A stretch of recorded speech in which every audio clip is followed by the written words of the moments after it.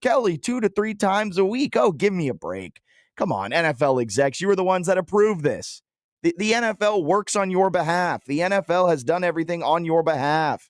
Get over yourselves. Now you're upset because you realize what it actually means? Come on. Look, no coaches are coming out and telling Tom Brady exactly what they're going to do and all of their intricacies and every little thing because they know he's still an owner of the Raiders. And really no coaches have really voiced their opinions on it in the anti. They're all kind of fine with it. Sean Payton had maybe the most to the point answer. He said, quote, "It doesn't concern me. He covers NFC games. That doesn't bother me." Makes sense, Sean. I get it.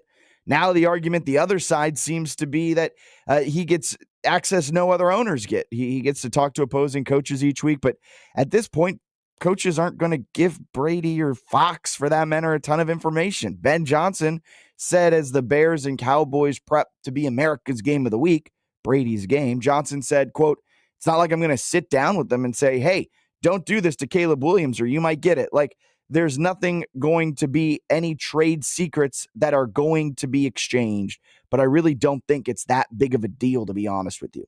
Those are Ben Johnson's words. That's what he said yesterday.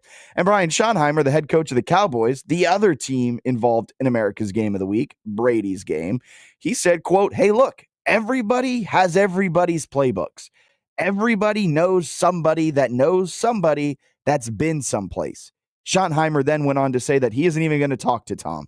Sure, Kevin Burkhardt and the rest of the production team may talk with the coaches and then relay that information to Tom Brady, but that's not really going to be some game-changing thing. That's just going to help the broadcast be better. And Sean Payton hit the nail on the head. He's doing mostly, if not all, NFC games. His team is in the AFC West. So while there may be some crossover, it's nowhere near the conflict of interest it could be.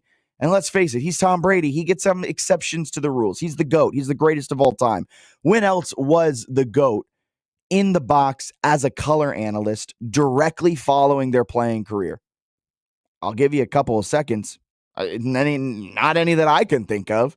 Now, is he a good broadcaster? That's up for debate. But, I mean, he's a GOAT in the box as the color analyst. That's something that has never really been done before. And I understand the worry, but that's where it should end. It should just be a little worry, nothing more. Sitgate was a bit jarring when we first saw it. Like, oh, Tom Brady's up in the box. But I find no real issue with it. The NFL allows it.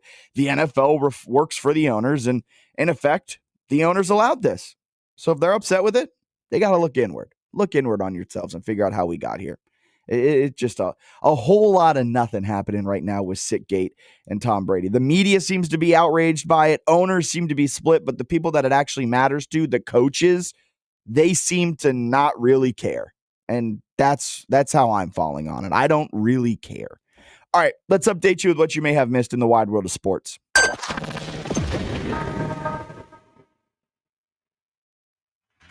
This is your Fitz the Bill morning update. Getting you caught up on some of the biggest stories in sports. All right, so good news came in for the Chargers. The injury to Khalil Mack is believed to not be season-ending. An exact timeline has yet to be announced or reported, but the Chargers believe he will play this season. There's a chance, so you're telling me there's a chance, that 49ers quarterback Brock Purdy will play this weekend against the Cardinals. If you have Purdy as your fantasy QB, I recommend going out and trying to pick up Mac Jones if he's available. So in case that switch is needed, you can make it. The Bengals aren't ruling out Joe Burrow for the remainder of the year. His injury, which required surgery, will sideline the star quarterback for at least 3 months. But Cincinnati hopes, emphasis on hopes, that he can return. In baby news, Cardi B and Stephon Diggs announced that the couple is pregnant. Yippee! I wonder if it had anything to do with that pink stuff on the boat earlier in the offseason. In MLB, the Dodgers are considering moving Shohei Ohtani to the bullpen. He has shown this season he's a top-end starter, but he's been very, very harsh on pitch counts. They're not allowing him to go over as he's still recovering from his injury. The Dodgers bullpen, though, has been porous as of late, so manager Dave Roberts is considering the move ahead of the postseason. Some scores around MLB. The Braves won 9-4 over the Nationals. The Cubs headed to the postseason with an 8-4 win over the Pirates. The Orioles won 3-1 over the White Sox. Padres beat up on the Mets.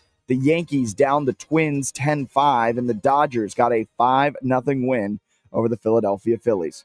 And Lionel Messi and Inter Miami are close to finalizing a new multi-year contract for the captain.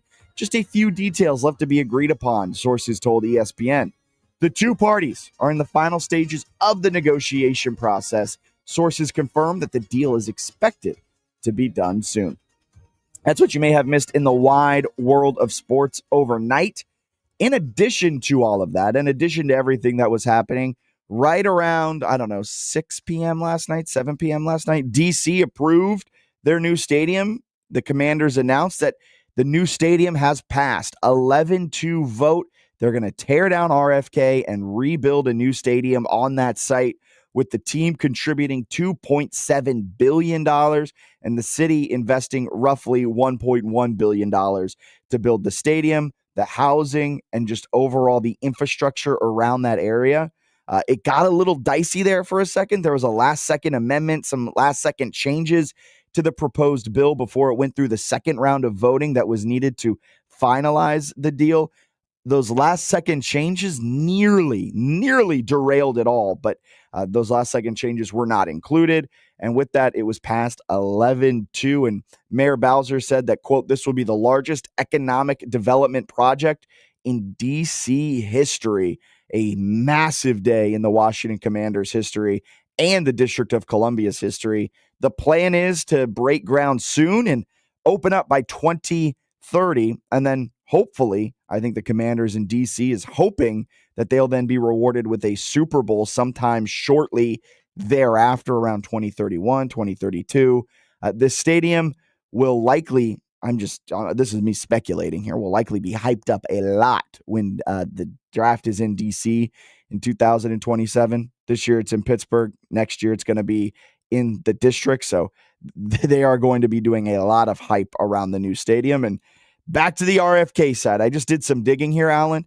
At Northwest Stadium / FedEx Field / Jack Kent Cooke Stadium, the Commanders / football team / Redskins, the team had as many names as the stadium did while they were at this stadium. They went 195 and 256 overall. Just their overall team record between 1997 and today was no bueno, was not good. 195 and 256. During their RFK era, which was 1961 to 1996, they went 288 and 237. So the signs are pointing upwards after last season's NFC Championship and their 12-win season. They're hoping that going back to RFK, maybe they can refine some of those Super Bowl wins and refine some of that 90s success that they had at the old RFK Stadium. So that'll be fun to watch, and I'm very excited to see what this stadium is going to look like fully built in 2030. Very glad that they finally got it passed. After a lot of stuff going back and forth, it looked like that may not have been passed. All right, so no guests today, just your calls. We want to hear from you, 804-327-0888. You can also text in, of course, and you can also be part of the show via the stream on Twitter, Facebook, or YouTube. Just type in ESPN Richmond. We'll pop right on up, and you can drop a comment there live as well. So no guests today, just want to hear from you. We will be dropping our week 3? Yeah, week 3 Virginia D1 football power rankings. That'll be at the start of hour number 2. Might ruffle some feathers with how I have it ranked 1 through 5. Might ruffle some feathers. That's coming up at 9 a.m. We'll also break down tonight's Thursday night football game in hour number 2, as Miami is an 11.5-point underdog at Buffalo tonight in prime time. All right, we're going to get a break in here. Step aside, be back. Jaden Daniels missed practice yesterday. How worried are we? Traffic reports on 106.1 ESPN Richmond, brought to you by Herman Allen Plumbing, Heating, and Cooling, a premier Lennox dealer. Online at HermanAllenPlumbing.com.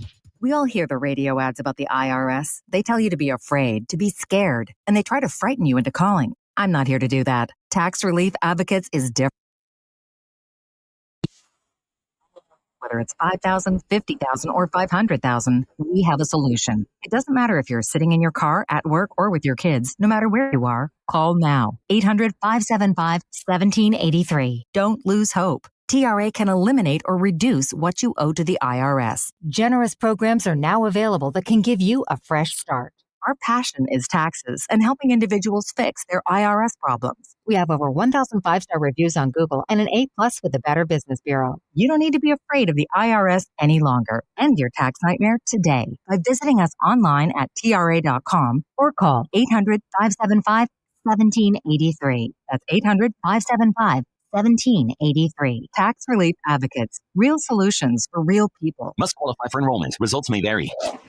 When flying out of Richmond, just park and go. Richmond's Park and Go provides door-to-door shuttle service to the terminal, so there's no waiting, no hassle, and it's safe and secure. You can reserve your Park and Go spot in advance at bookpark.go.com or just download their app in the Play Store. They're ready for you 24/7, 365 days a year for your airport parking needs. Park and Go is also hiring for overnight office work and weekends. Call 804-652-2150 and ask for Greg or Carol. Finding great candidates to hire can be like, well, trying to find a needle in a haystack, but not with ZipRecruiter. Its powerful technology actively finds and invites qualified candidates to apply to your job. So while other companies might deliver a lot of hay, ZipRecruiter finds you the needle in the haystack. See why 4 out of 5 employers who post a job on ZipRecruiter get a quality candidate within the first day. Try ZipRecruiter for free at ZipRecruiter.com/free. That's ZipRecruiter.com/free. Progressive presents Employee of the Month. Small Business Edition. Today's recipient, Lucky Larry's Landscaping, Larry! Larry saved his business money with a quick commercial auto quote from Progressive. Well, he's his own marketing manager, accountant, executive assistant, and never been late? Technically, yes, but saving really put him over the edge. So, give Larry a round of applause. Be your own Larry. See if you can save in as little as 8 minutes at ProgressiveCommercial.com. Progressive Casualty Insurance Company in place. Hey, this is Jeff Patrick. If you've ever been in a car accident, there's one place to call, Schilling and Esposito. I know them personally. I know their work ethic. They focus on their clients and their big dog obsession with getting the most compensation for their client. They even give you their cell phone numbers. Call them today at 804-320-0950 and put their entire team to work for you. 804-320-0950. Schilling and Esposito. 106.1 ESPN Traffic. A trailer accident has the lanes locked off heading south on 95 just before Cardinal Church. Moving traffic from Lady Smith. You can also expect some delays due to an accident on 288 southbound at Route 1 with back up to Chester Road. And expect congestion heading on Division Parkway between Fortville Elevated and Custis Road. He's from just up the road at Patrick Henry High, and this Thursday he'll be right around the corner. Richmond football captain Jordan Allen joins Coach Russ Huseman for Behind the Web. Join us Thursday noon to 1 at Bar West, 5811 Grove Avenue, or live on the home of the Spiders, 106.1 ESPN.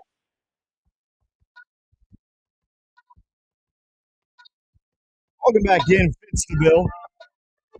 Kanye West songs always have the longest intros. Runaway, I think it goes for 4 minutes of just a single piano key being hit. But that's besides the point. Good morning to Jaden Daniels as he's waking up fresh, refreshed, everything like that. He missed practice yesterday. And I want to gauge the panic meter here because I think I'm the one guy on this station that is genuinely worried about Jaden Daniels' injury status, if he's going to play in the game. I genuinely think that the Commanders are in some deep trouble if he isn't able to go. And I don't think he's going to go on Sunday. I genuinely do not think so. The MRI results revealed a sprained knee for Jaden. So no real damage. It's more of a pain tolerance thing. But we were talking with Dr. Jose Reyes from Ortho Virginia yesterday, and he gave some really fantastic insights on how knee injuries are done. And you got the ACL in there, the PCL, the meniscus. There's so much going on in your knee that even if it is sprained a little bit, you're at a higher risk for potentially aggravating it more or getting more hurt. And for myself, and even Dr. Jose Reyes from Ortho Virginia brought this up. RG3, man, that's only a couple years ago. Actually, maybe more than a couple years ago now. Like 12 years ago, 13 years ago. Yeah, it's been a while, man. Hey, but we still have I think you were in middle school. I went to that game that he destroyed his career on. Oh, so it's your fault. Yep. You want to hear a funny story about that? I don't want to hear a funny story about that. All right. Well, everyone's going to have to guess what that funny story was. But like, there is a worry for me that the Commanders are going down that same path. RG3, he was hurt. And they kind of rushed him back. And then, granted, the field at FedEx Field was absolutely horrible at that time. And that was a big reason why it's forgotten in the mess. But RG3 ruined his career. So did Chris Clemens, who was the defensive end for the Seattle Seahawks in that game. But no one wants to talk about Chris Clemens ruining his knee. We only care about the quarterback. All right. But like, the Commanders are hosting this game. It's that FedEx Field turf, that grass. Like, I am worried. I think if you're the Commanders, if you're Dan Quinn, you want to hold him out of this game. If he's not 75% or more, I think you want to hold him out in this game. And he's still being labeled as day-to-day, and no one really knows what it means. Quinn said, quote, he is truly day-to-day. What does that mean for Sunday? I can't tell you that now. I'll have more to share on that when we get to Wednesday and practice and what that would look like. But in the return to play, he and any of the guys have had to hit all of their markers for us to get back to do our thing. So still waiting to hear on if he hit all of his markers yesterday. But I am worried for the Commanders if they are without Jaden Daniels. They've looked a little lackluster, especially in their game against the Packers. Granted, short week, travel. You're going up against Micah Parsons. It's okay to look a little lackluster. But even in that first game, they moved the ball well, but still the 21-6, you'd like to see that maybe a little higher. They haven't necessarily hit on all cylinders yet. So for the Commanders, you want to get Jaden out there. You want to get him out there and playing. But I just don't know how healthy he'll be for this game and how you want to treat it moving forward down the line. Like it's that simple. Yeah. The thing is, though, I can't live today worried about yesterday, if that makes sense. Like, I can't maneuver Jaden Daniels' career worried about what happened with RG3. I know it's probably eerily similar, and you don't want to ever rush him back, but don't rush him back because he shouldn't be rushed back. Don't rush him back and be like, well, because you know what happened, RG3. Yeah, erase all that. Like, if you're the Commanders, not you. No, I know what you mean. Yeah. Just erase all that. Even if you're the fans, erase all that out your memory, man. I don't think fans are going to be able to erase that out of their memory. But you just manifest bad juju when you hold on to things like that. I try not to think about my boy Kyle Williams muffing the kick against the Giants every playoff game when I see the Niners in the playoffs, because it's bad juju. And every time I've thought of it, guess what's happened? We've lost. Yeah, I mean, you're right. You can't let the pain of yesterday impact the pain of today, but the pain of today can impact the pain of today. Like that's more so where I'm going with it. Where like, you don't want to rush him back, and then I'm having the flashbacks as a media member, as a one-time fan of the Commanders. You're having those flashbacks, being like, well, I remember when they rushed another quarterback back, and now I'm having flashbacks to that. I think Vegas, not Vegas as in Las Vegas Raiders, but Vegas as in the sports books, are assuming that Washington will be without Jaden Daniels. Oh, they've done this before, and they were wrong. Yeah, you're right. Where look, to go on a sports betting side angle real quick, Washington is a 3.5 point favorite at home, which typically home field, like typically you're a 2 to 3 point favorite just off the jump, being the home team. So really they're like a pick 'em, a very slight favorite if this was on a neutral field. I think they're assuming that Jaden Daniels will not be playing, because 3.5 is what I would expect with Marcus Mariota out there. The Raiders defense has been Geno Smith is coming off of a very bad late game on Monday. The Commanders have the rest advantage, playing their Thursday night game, so having that mini bye. Washington 3.5 tells me that Vegas is hearing things that Marcus Mariota is going to be the starter. So my thing with that is I feel like we need to adjust some of our home fields. I don't know if 3.5 is as accurate as it used to be, and I can't explain to you why. I just know that when I've used that method to cap, it's been a couple points off on some aspects. I think that on a one-off, you can depend on Mariota. He can handle one game. I don't want him going back-to-back weeks. I also think that as quiet as it's kept, I don't think the Commanders really control Jaden Daniels as much as people would like to think. Otherwise, he would be sliding more. I think if he wants to play, that he will get his way if he's convincing enough. I think leaving him out of practice is just standard protocol. They'll probably leave him out for the entire week, and that he'll be a game time decision like the last time.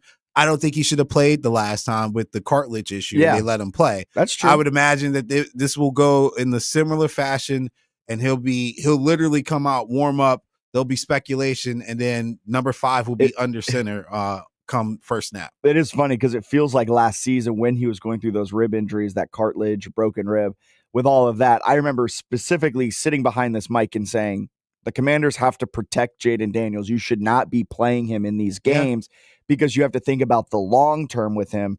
They ended up playing him. He looked rough.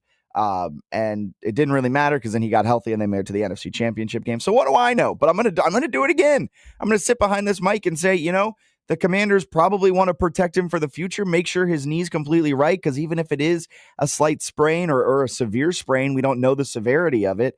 Regardless of what it is, you don't want him to overcompensate and maybe hurt something else, hurt a calf, hurt an Achilles, ACL, anything like that. So I would err on the side of extreme caution, but I'm also looking in a 10-year view because I'm able to.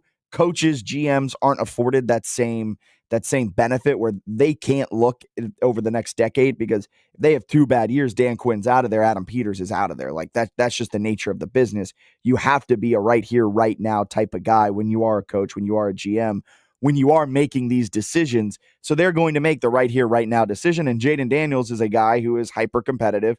He's going to want to play. He's going to almost demand to play. And Dan Quinn, if he can go, will let him play. We saw it last year. The question is, then it comes down to Cliff Kingsbury. Is he going to be able to call an offense that fits around Jaden Daniels being hurt?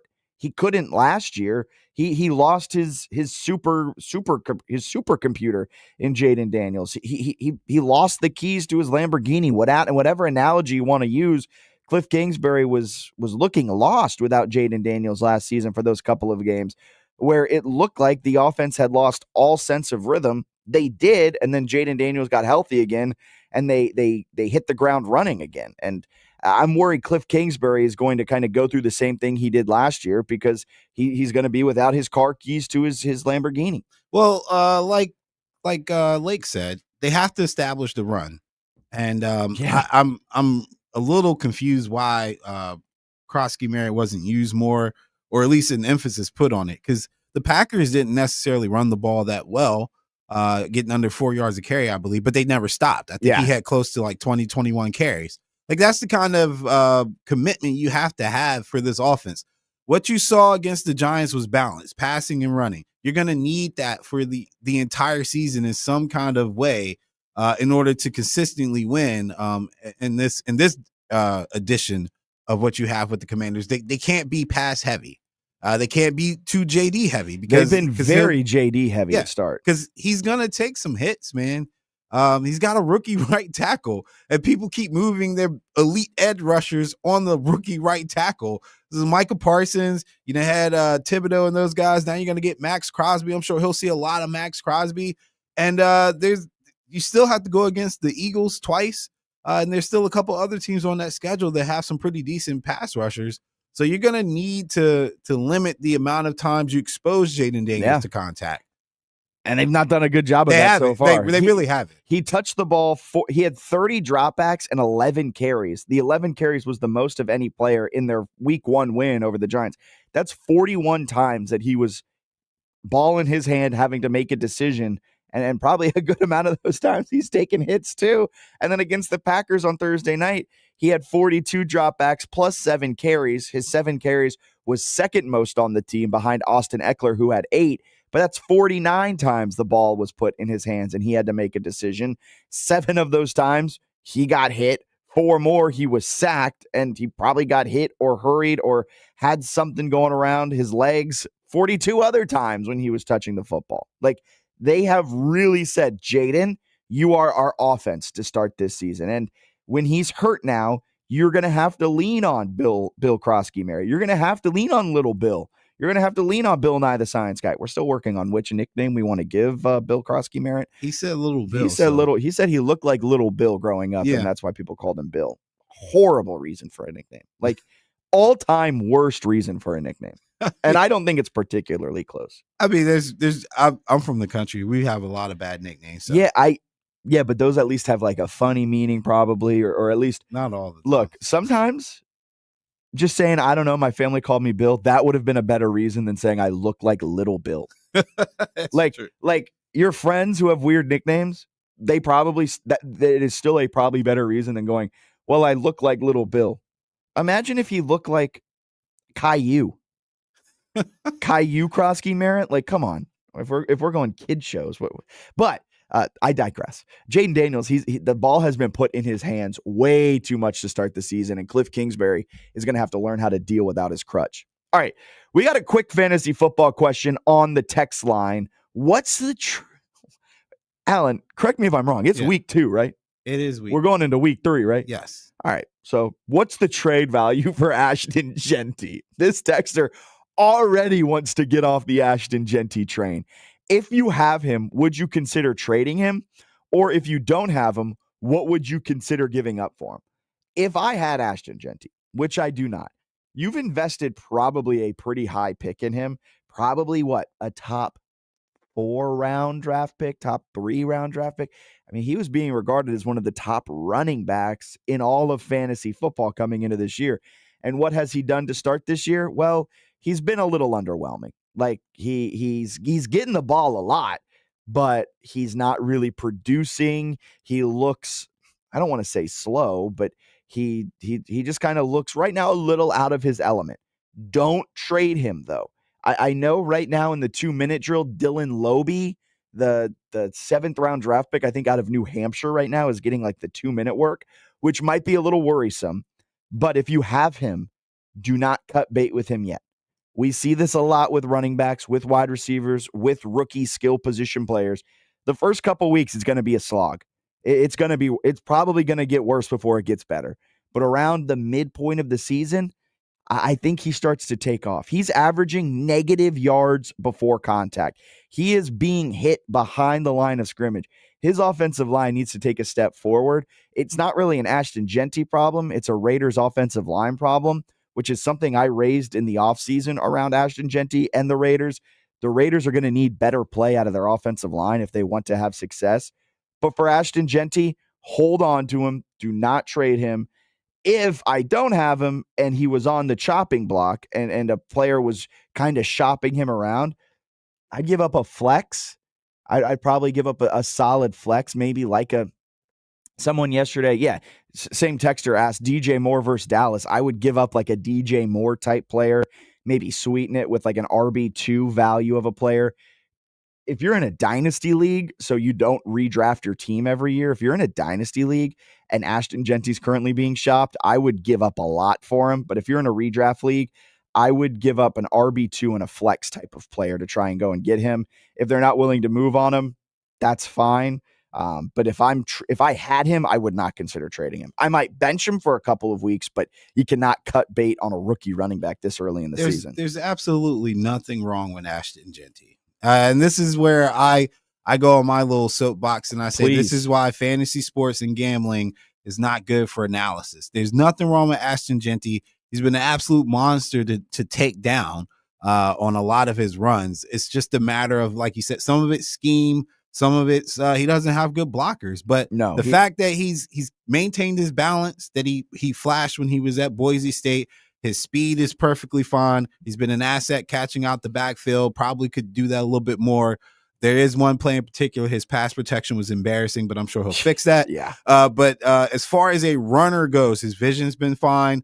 There's no red flags to me on Ashton Genty. The more reps he gets, the more likely he is to get closer and closer to breaking out.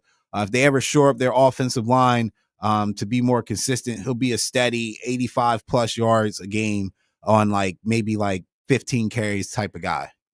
What is crazy about Ashton Genty is this season, he has 81 rushing yards.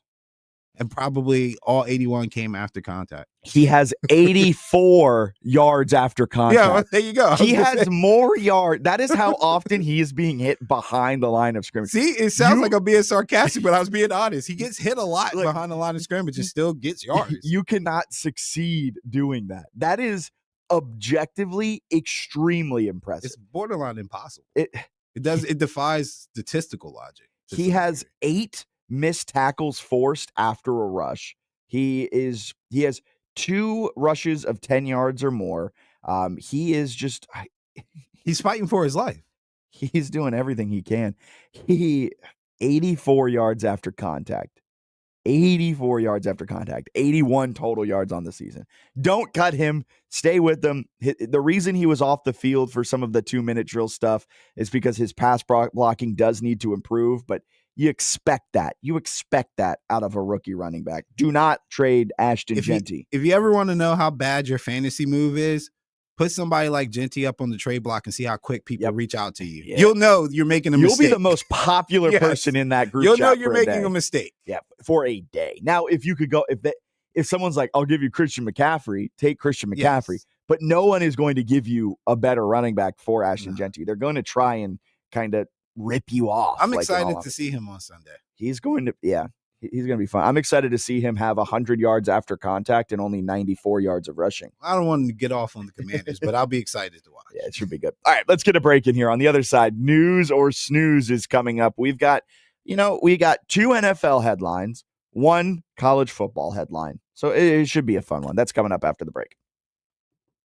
We all hear the radio ads about the IRS. They tell you to be afraid, to be scared, and they try to frighten you into calling. I'm not here to do that. Tax Relief Advocates is different. TRA is here to tell you that if you owe money to the IRS, whether it's $5,000, $50,000, or $500,000, we have a solution. It doesn't matter if you're sitting in your car, at work, or with your kids. No matter where you are, call now. 800-575-1783. Don't lose hope. TRA can eliminate or reduce what you owe to the IRS. Generous programs are now available that can give you a fresh start. Our passion is taxes and helping individuals fix their IRS problems. We have over 1,000 5-star reviews on Google and an A+ with the Better Business Bureau. You don't need to be afraid of the IRS any longer. End your tax nightmare today by visiting us online at TRA.com or call 800-575-1783. That's 800-575-1783. Tax Relief Advocates. Real solutions for real people. Must qualify for enrollment. Results may vary.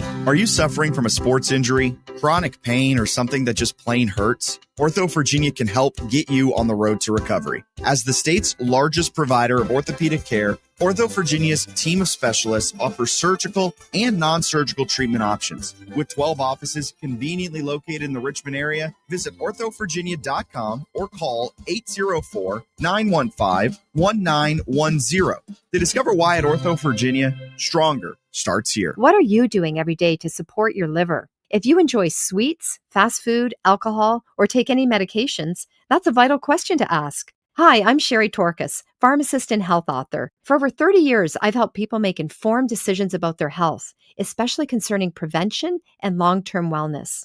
Supporting your liver isn't just a wellness trend, it's a daily essential. That's why I recommend Active Liver by New Nordic. It's made with plant-based ingredients like milk thistle, turmeric, and globe artichoke, herbs clinically studied for their protective and restorative effects on the liver. Active Liver blends traditional herbal wisdom with modern scientific research. Not all supplements are created equal. I trust Active Liver because it's backed by science, meets strict quality standards, and delivers true daily liver support. Protect your liver and give it the support that it deserves by making Active Liver from New Nordic part of your daily wellness routine. Find Active Liver in stores at your local CVS.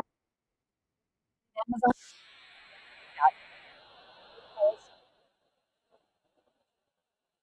Great selection of LSVs and special finance rates are available. Cruise your neighborhood in style with a street-legal low-speed vehicle from Richmond LSV. Bluetooth sound system, seatbelts, and lithium batteries are all standard equipment. Schedule a test drive today during the Vintelli Fall Sales Event at richmondlsv.com or text 804-363-4351. Fun, fully charged. We're more than a station. We're a sports community. Braves, Spiders, NFL, NBA, MLB, NASCAR, talk shows, big games, local heroes. 106.1 ESPN Richmond. It's where Richmond talks sports. Want your brand in the mix? Advertise with us today. Call 804-330-5700 or email espnrva@summitmediacorp.com. Weather reports on 106.1 ESPN Richmond, brought to you by Herman Allen Plumbing, Heating and Cooling, a premier Linux dealer at HermanAllenPlumbing.com. It's not homecoming, but Richmond football is coming home. After 3 straight road games, the Spiders play their first game of the season at Robins Stadium, hosting state rival VMI. Join Robert Fish and Matt Smith this Saturday, 1:30 airtime, 2 p.m. kickoff on the home of the Spiders, 106.1 ESPN. 106.1 ESPN weather. It's currently 64 degrees and cloudy with a high today of 80 and a low of 63. We're expecting mostly overcast skies throughout the morning with the sun starting to poke out around 1 p.m. with clear and sunny skies for the rest of the afternoon and into the evening. Taking a look at tomorrow, temperatures will be rising just slightly with a high of 85 and a low of 63 with mostly sunny skies. Not Black's here to get you through the wait. Whether it's hoops, gridiron, or on the diamond, 4 to 6 p.m. never sounded this smooth. Let's ride home with the voice of the Richmond Spiders.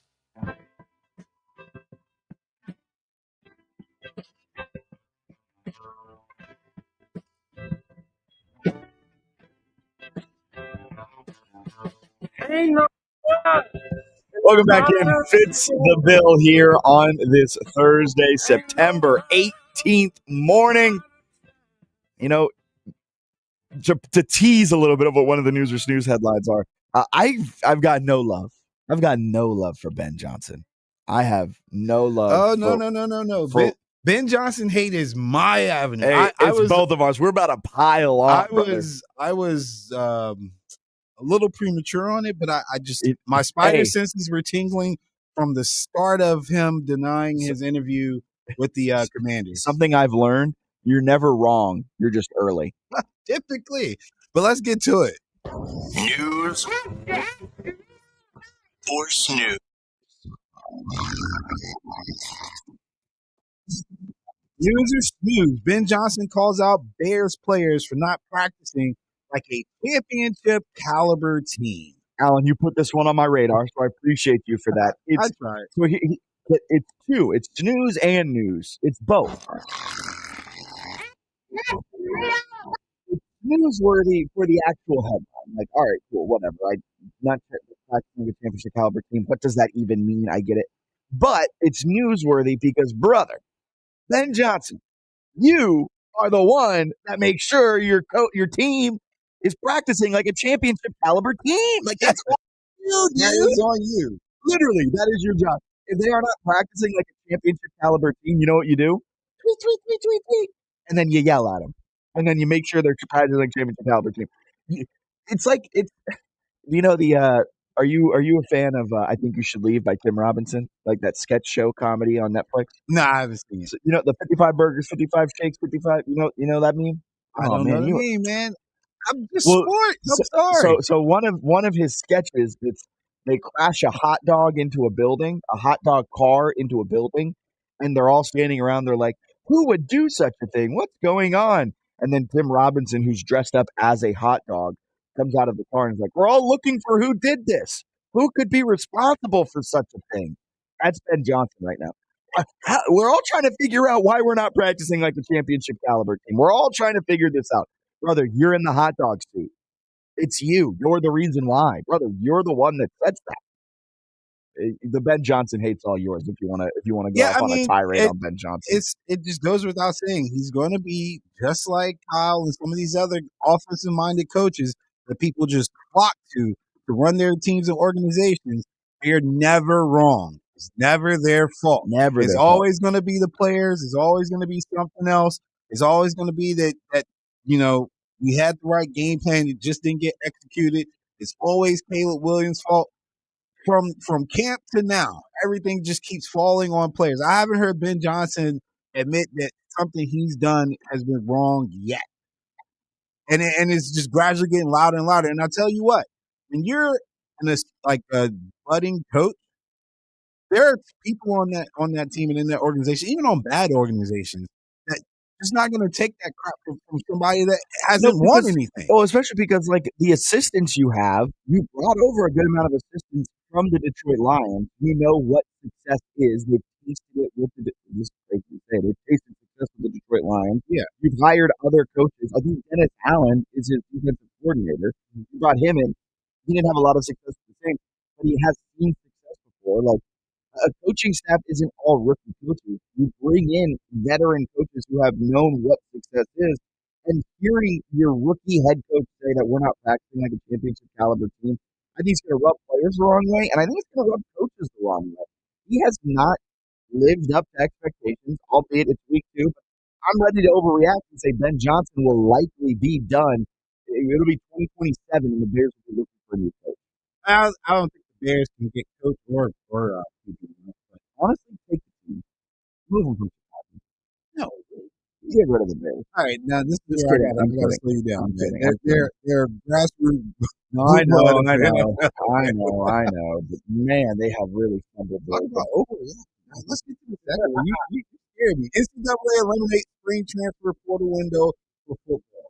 Newsworthy. So it's going to be one transfer window. They're still kind of figuring out a bit of the specifics. The administrative committee is going to consider some more adjustments when it meets later in October. But as it stands, they're getting rid of the 2 transfer windows, the one that was open December 9th through 28th, and they're getting rid of the spring portal window, which was open April 16th to the 25th. Now it's just going to be one transfer portal window opening January 2nd. So after the college football playoff quarterfinals conclude, it's going to be open January 2nd to the 11th. And then you can enter then. You do, of course, just as a reminder with the transfer portal, you only have those 10 days to enter. However, a team can recruit you and pull you out of the transfer portal at any point. You can only enter, though, during those 10 days. So there could still be a second window open up, but that's something that's being voted on in October. But the NCAA, the administrative committee, heard the calls from the coaches that the two windows were tough to work with, and specifically that December 9th through 28th window was specifically hard because that's opening up when you're doing bowl prep. Then you have to start recruiting transfers. You have to start recruiting your own team again to make sure they stay. And, oh, by the way, high school football has their signing day. So there's a bunch of crazy stuff happening in the month of December. Coaches hated that then another thing was added into it. So they moved it back where there's going to be currently one window opening January 2nd, running through the 11th. I don't say this often. The NCAA did something right. I mean, wouldn't that still affect bowl prep? No, because unless a player opts out and says, I'm not playing. Arizona State last year had like a number of their guys in the portal and they were preparing for a playoff game. I feel like to me, the best solution would be to put all that stuff after the season is officially done. Have like an off season like a professional league does. I mean, we're already borderline a professional model anyway. So yes, I agree. The best solution would be just to put it after everything. However, when your team is eliminated from the college football playoff, it then opens up a new 5-day window for you to enter the portal. Okay. So if you're in the college football playoff semifinal, which is January, let's say 9th, I forget the exact date, but if it's January 9th, you lose that game and it's the morning of the 10th, you don't then have 24 hours to make your decision. You have 5 days after that. Well, that's real nice. So the transfer portal opens up 5 extra days. And then, of course, the 30-day transfer portal window opens 30 days. You get a 30-day window when your coach is fired or moves on from their job. Yeah, I was just looking out for Dabo and Kirby. I'm just making sure they get their players and they don't have any excuses. That they're properly represented here in this decision. Dabo doesn't really matter because he's not going to recruit anyone out of the transfer portal. If he does, he doesn't play him. So, all right, number 3, Baker Mayfield says Bucks won't be fazed by teams like the Texans. Let me get this for you. Why are you even talking about the Texans, Baker? Thank you. Come on, man. I will say, though, the best Baker is an upset Baker or a chip on the shoulder Baker. I think the best Baker is the one that's running from the cops and gets tackled and cries. Chill. I'm such a troll. When I went to Fayetteville, I sat on that exact same spot and took a picture and sent it to my Sooner friend, just so he could remember that moment. that was drunk Baker running from the cops, getting tackled, crying on the sidewalk. You know who I am? I love College Baker. College Baker's so fun. You got that. You've got the whole night expletive. Never held accountable in anything he did. No. Flag planting, crotch grabbing, running from the cops. Never held accountable for one thing. Nope. And then CJ Gardner-Johnson gave him that was also the funniest thing. If you missed this play in the Monday night game, Baker Mayfield goes on a scramble, gets the first down, gets tripped up. Looks like he hurt something pretty bad. Yeah. He goes down looking like he's in pain. Even the announcers were like, oh no, Baker's down. And then CJ Gardner-Johnson kind of stands over him and I guess says something. I have never seen a player go from hurt to jumping up in your face that quick. I've never liked CJ Gardner-Johnson. No one has, but it's Baker Mayfield said about it. He said, we don't take any bleep. That's about it.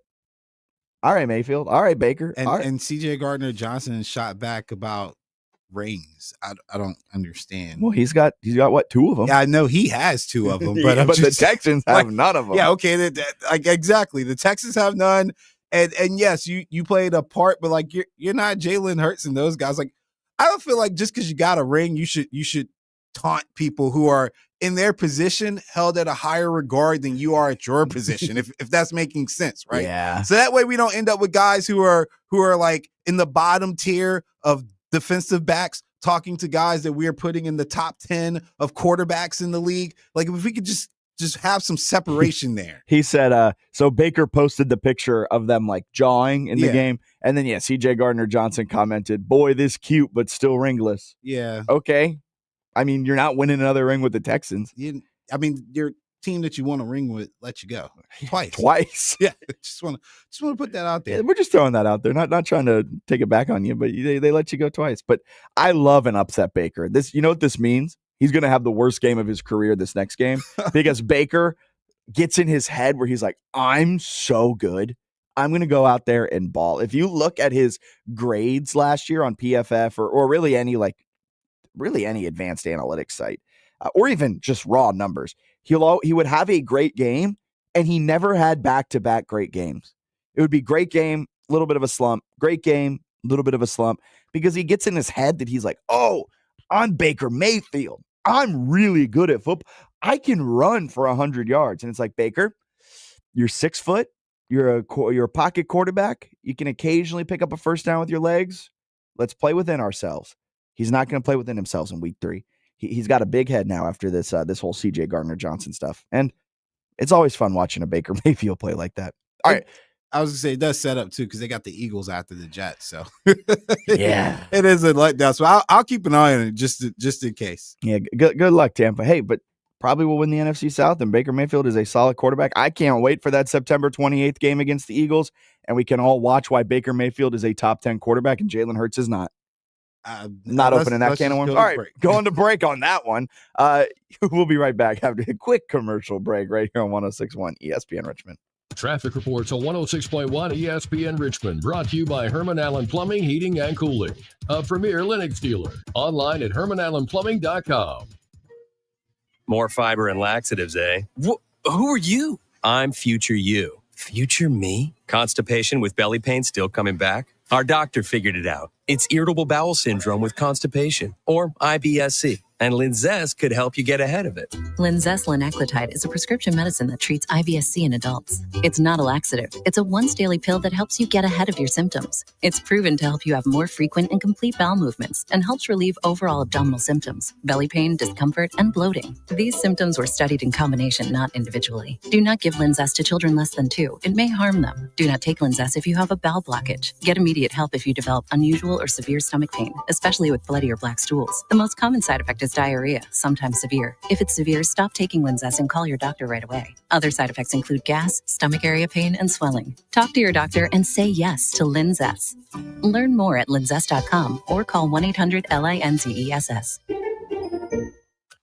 Wrap up your workday with Matt Josephs and Bob Black from 3 until 6 p.m. Live interviews, breaking news, and real talk about Richmond sports. Your business can be part of the conversation. Own the afternoon on 106.1 ESPN Richmond, where Richmond talks sports. Call 804-330-5700 or email espnrva@summitmediacorp.com. Hey, it's Delvin Joyce, JMU Hall of Famer and former New York Giant. Listen, make sure you tune in to Talkin' Dukes every Wednesday on 106.1 ESPN Richmond. Go Dukes. Waiting for the break of day. Back in Fitz the Bill. I'm Jack Fitzpatrick, Allen alongside, and some good news is coming out of San Francisco as Brock Purdy has a chance to play this weekend, which could go a long way against the 2-0 Cardinals. Cardinals are 2-0. Yeah, the Cardinals haven't played anybody. Yeah, I know. It's just wild that the Cardinals are always do this. They always start the season like a little plucky, and you're like, are the Cardinals going to do the thing? Are they going to do something about this? And then they fall flat on their face the second they play too good. Look, they started the season against the Saints and the Panthers, two NFC South teams, two of the worst teams in the NFL. They've got the 49ers, and now they got the Seahawks after that on Thursday Night Football on a short week. Granted, it's in Arizona, so that benefits them. But how quickly the season can turn on them and go from 2-0 to 2-2. I think Kyler. Well, I'll put it this way: as a fan, Kyler Murray got himself into some trouble too. I only remember Kyler Murray's like good games against the Niners. I don't know why. Maybe he has some good games consistently against the Niners, but I feel like he's been a thorn in our side as a QB. But getting Brock Purdy back would be great. Getting a healthy roster would be great. So San Francisco might be the most injured team after being one of the most injured teams last year. Like last year, they lost so many games played It's because of gotta be injuries. me, man. The Braves went through the same thing. Hey, at least you got a World Series with the Braves. Yeah. I mean, we did. It did. I say we, but I mean, I was very invested. But yes, the Braves got a World Series. No championships for the Niners. Just more Patrick Mahomes highlights. But you said Kyler got in trouble. Was it? I think I saw something on that. I didn't pay too much attention to it. Was it the Vic jersey thing? Yeah. All right. I just thought it was a picture of him in a Vic jersey, and everyone was I mean, that's what I originally saw, but then there was a dog or something. And then people got mad that he was posing with his dog. I thought we moved Vick past jersey. that. I did too. I thought we did too. I also not to play this card, but Kyler Murray is my age. And when all of that happened with Michael Vick, we were quite young. Not saying that he wasn't aware of it, but he was young when it happened.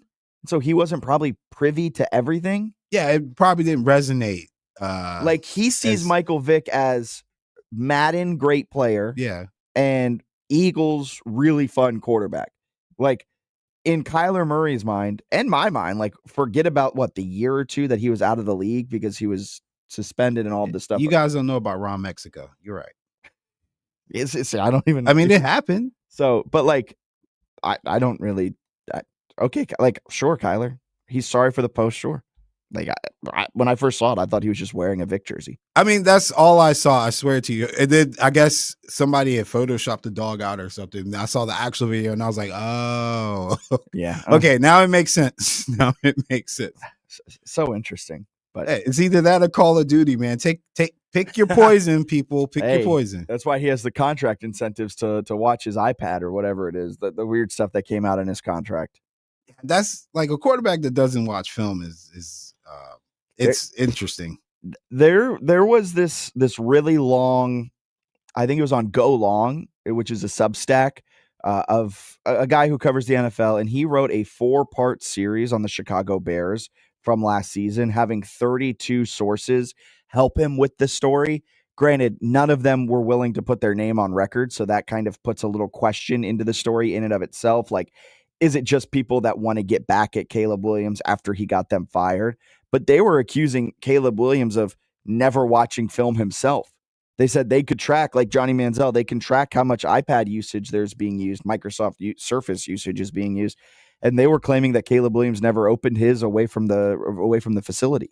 I mean, I would imagine that's probably true because Caleb Williams, since he was playing in the DMV area, has always been brilliant, right? Who needs to study and do the things that common people have to do, especially when your coach isn't instilling it in you. I still think he should have been watching film, but I think it was just a complete mess last year in Chicago. I don't knock Lincoln Riley too much as a coach from the quarterback position because he's gotten so many people Heismans. It's almost confusing how you can't be good at the collegiate level. When he turned pro, once you go pro, I don't put it on the college coaches anymore. The guys in the NFL need to teach you and coach you up at that point. Well, the NFL's become not a quarterback development league. Oh God, yeah. It's become a you have to succeed immediately, and if you don't, there's your time. Like, there's not a lot of development of players in the NFL. And you look at quarterbacks like Sam Darnold, like Geno Smith, quarterbacks that weren't ready for the NFL the second they step foot in it. Sam Darnold, the jury's still out. I still get upset at him every Sunday now that he's the Seattle Seahawks quarterback. But they needed some time to kind of simmer. Like, they weren't quarterbacks that you could put hugs and nurturing, man. Yeah, like that's why I think like Kevin O'Connell, he's a great offensive mind, but I also think he succeeds with quarterbacks, especially these younger quarterbacks, because he nurtures them. He says, good job. When they make a mistake, he doesn't berate them. He goes, we'll get him next time, kid. Which, like it or not, if you're an old school football player, you probably don't like it, but it's just the way that it's going. And Kevin O'Connell has kind of tapped into it. They needed to simmer. They're like a good sauce. You needed to keep them on the stove for a while, maybe leave them in the fridge for a day or two, let the flavors come together. Instead, the NFL wants to put them on straight boil and get them going as fast as possible. All right, coming up next in hour number 2, we've got our Virginia D1 football power rankings. He's from just up the road at Patrick Henry High, and this Thursday, he'll be right around the corner. Richmond football captain Jordan Allen joins Coach Russ Huesman for Behind the Web. Join us Thursday, noon to 1 at Bar West, 5811 Grove Avenue, or live on the home of the Spiders, 1061 ESPN. For you and I, this is waste, but to a tree's roots, it's dessert. Just ask the pros at Robinson's Plumbing Service. Just because it's fall doesn't mean trees stop growing. Right now, their roots are spreading, seeking out any water they can find. A great source is your sewer main. The roots slowly work themselves into the drain pipe. Once inside, they get all the moisture they want. Then they expand and multiply. That causes slow drainage, clogs, and sometimes backups. If you've got a slow drain, call Robinson's Plumbing Service now. They'll bring out their pipe cameras, drain machines, and cheddars. If there's a clog, they can blast out those invading roots. And if your line needs replacing, Robinson's Plumbing Service also has excavators. And don't worry, Robinson's Plumbing won't hurt your trees. Fall is here, the leaves may be dropping, but the roots are still spreading. So if you're seeing signs of a slow drain, call Robinson's Plumbing Service, voted the Richmond area's best plumbing service. Schedule your appointment now at robinsonsplumbingservice.com. We all hear the radio ads about the IRS. They tell you to be afraid, to be scared, and they try to frighten you into calling. I'm not here to do that. Tax Relief Advocates is different. TRA is here to tell you that if you owe money to the IRS, whether it's $5,000, $50,000, or $500,000, we have a solution. It doesn't matter if you're sitting in your car, at work, or with your kids. No matter where you are, call now. 800-575-1783. Don't lose hope. TRA can eliminate or reduce what you owe to the IRS. Generous programs are now available that can give you a fresh start. Our passion is taxes and helping individuals fix their IRS problems. We have over 1,000 5-star reviews on Google and an A+ with the Better Business Bureau. You don't need to be afraid of the IRS any longer. End your tax nightmare today by visiting us online at TRA.com or call 800-575-1783. That's 800-575-1783. Tax Relief Advocates. Real solutions for real people. Must qualify for enrollment. Results may vary. From the ESPN studio, presented by Ortho Virginia. Find one of Ortho Virginia's orthopedic locations at orthovirginia.com. W291CL Lakeside Richmond. WURV HD2 Richmond. We are 1061 ESPN.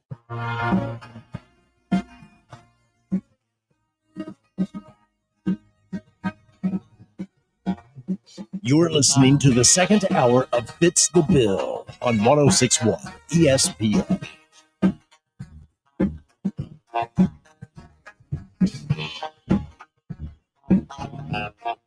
Hour number 2 of Fitz the Bill here on this Thursday, September 18th morning. Thank you for clocking in, getting your day started with us live from the Ortho Virginia studios in the capital of the Commonwealth. I'm Jack Fitzpatrick, Allen alongside, as we've got a great hour number 2 coming up. We've got Division I football power rankings in the Commonwealth. We've got the top 3, a little listicle on this Thursday.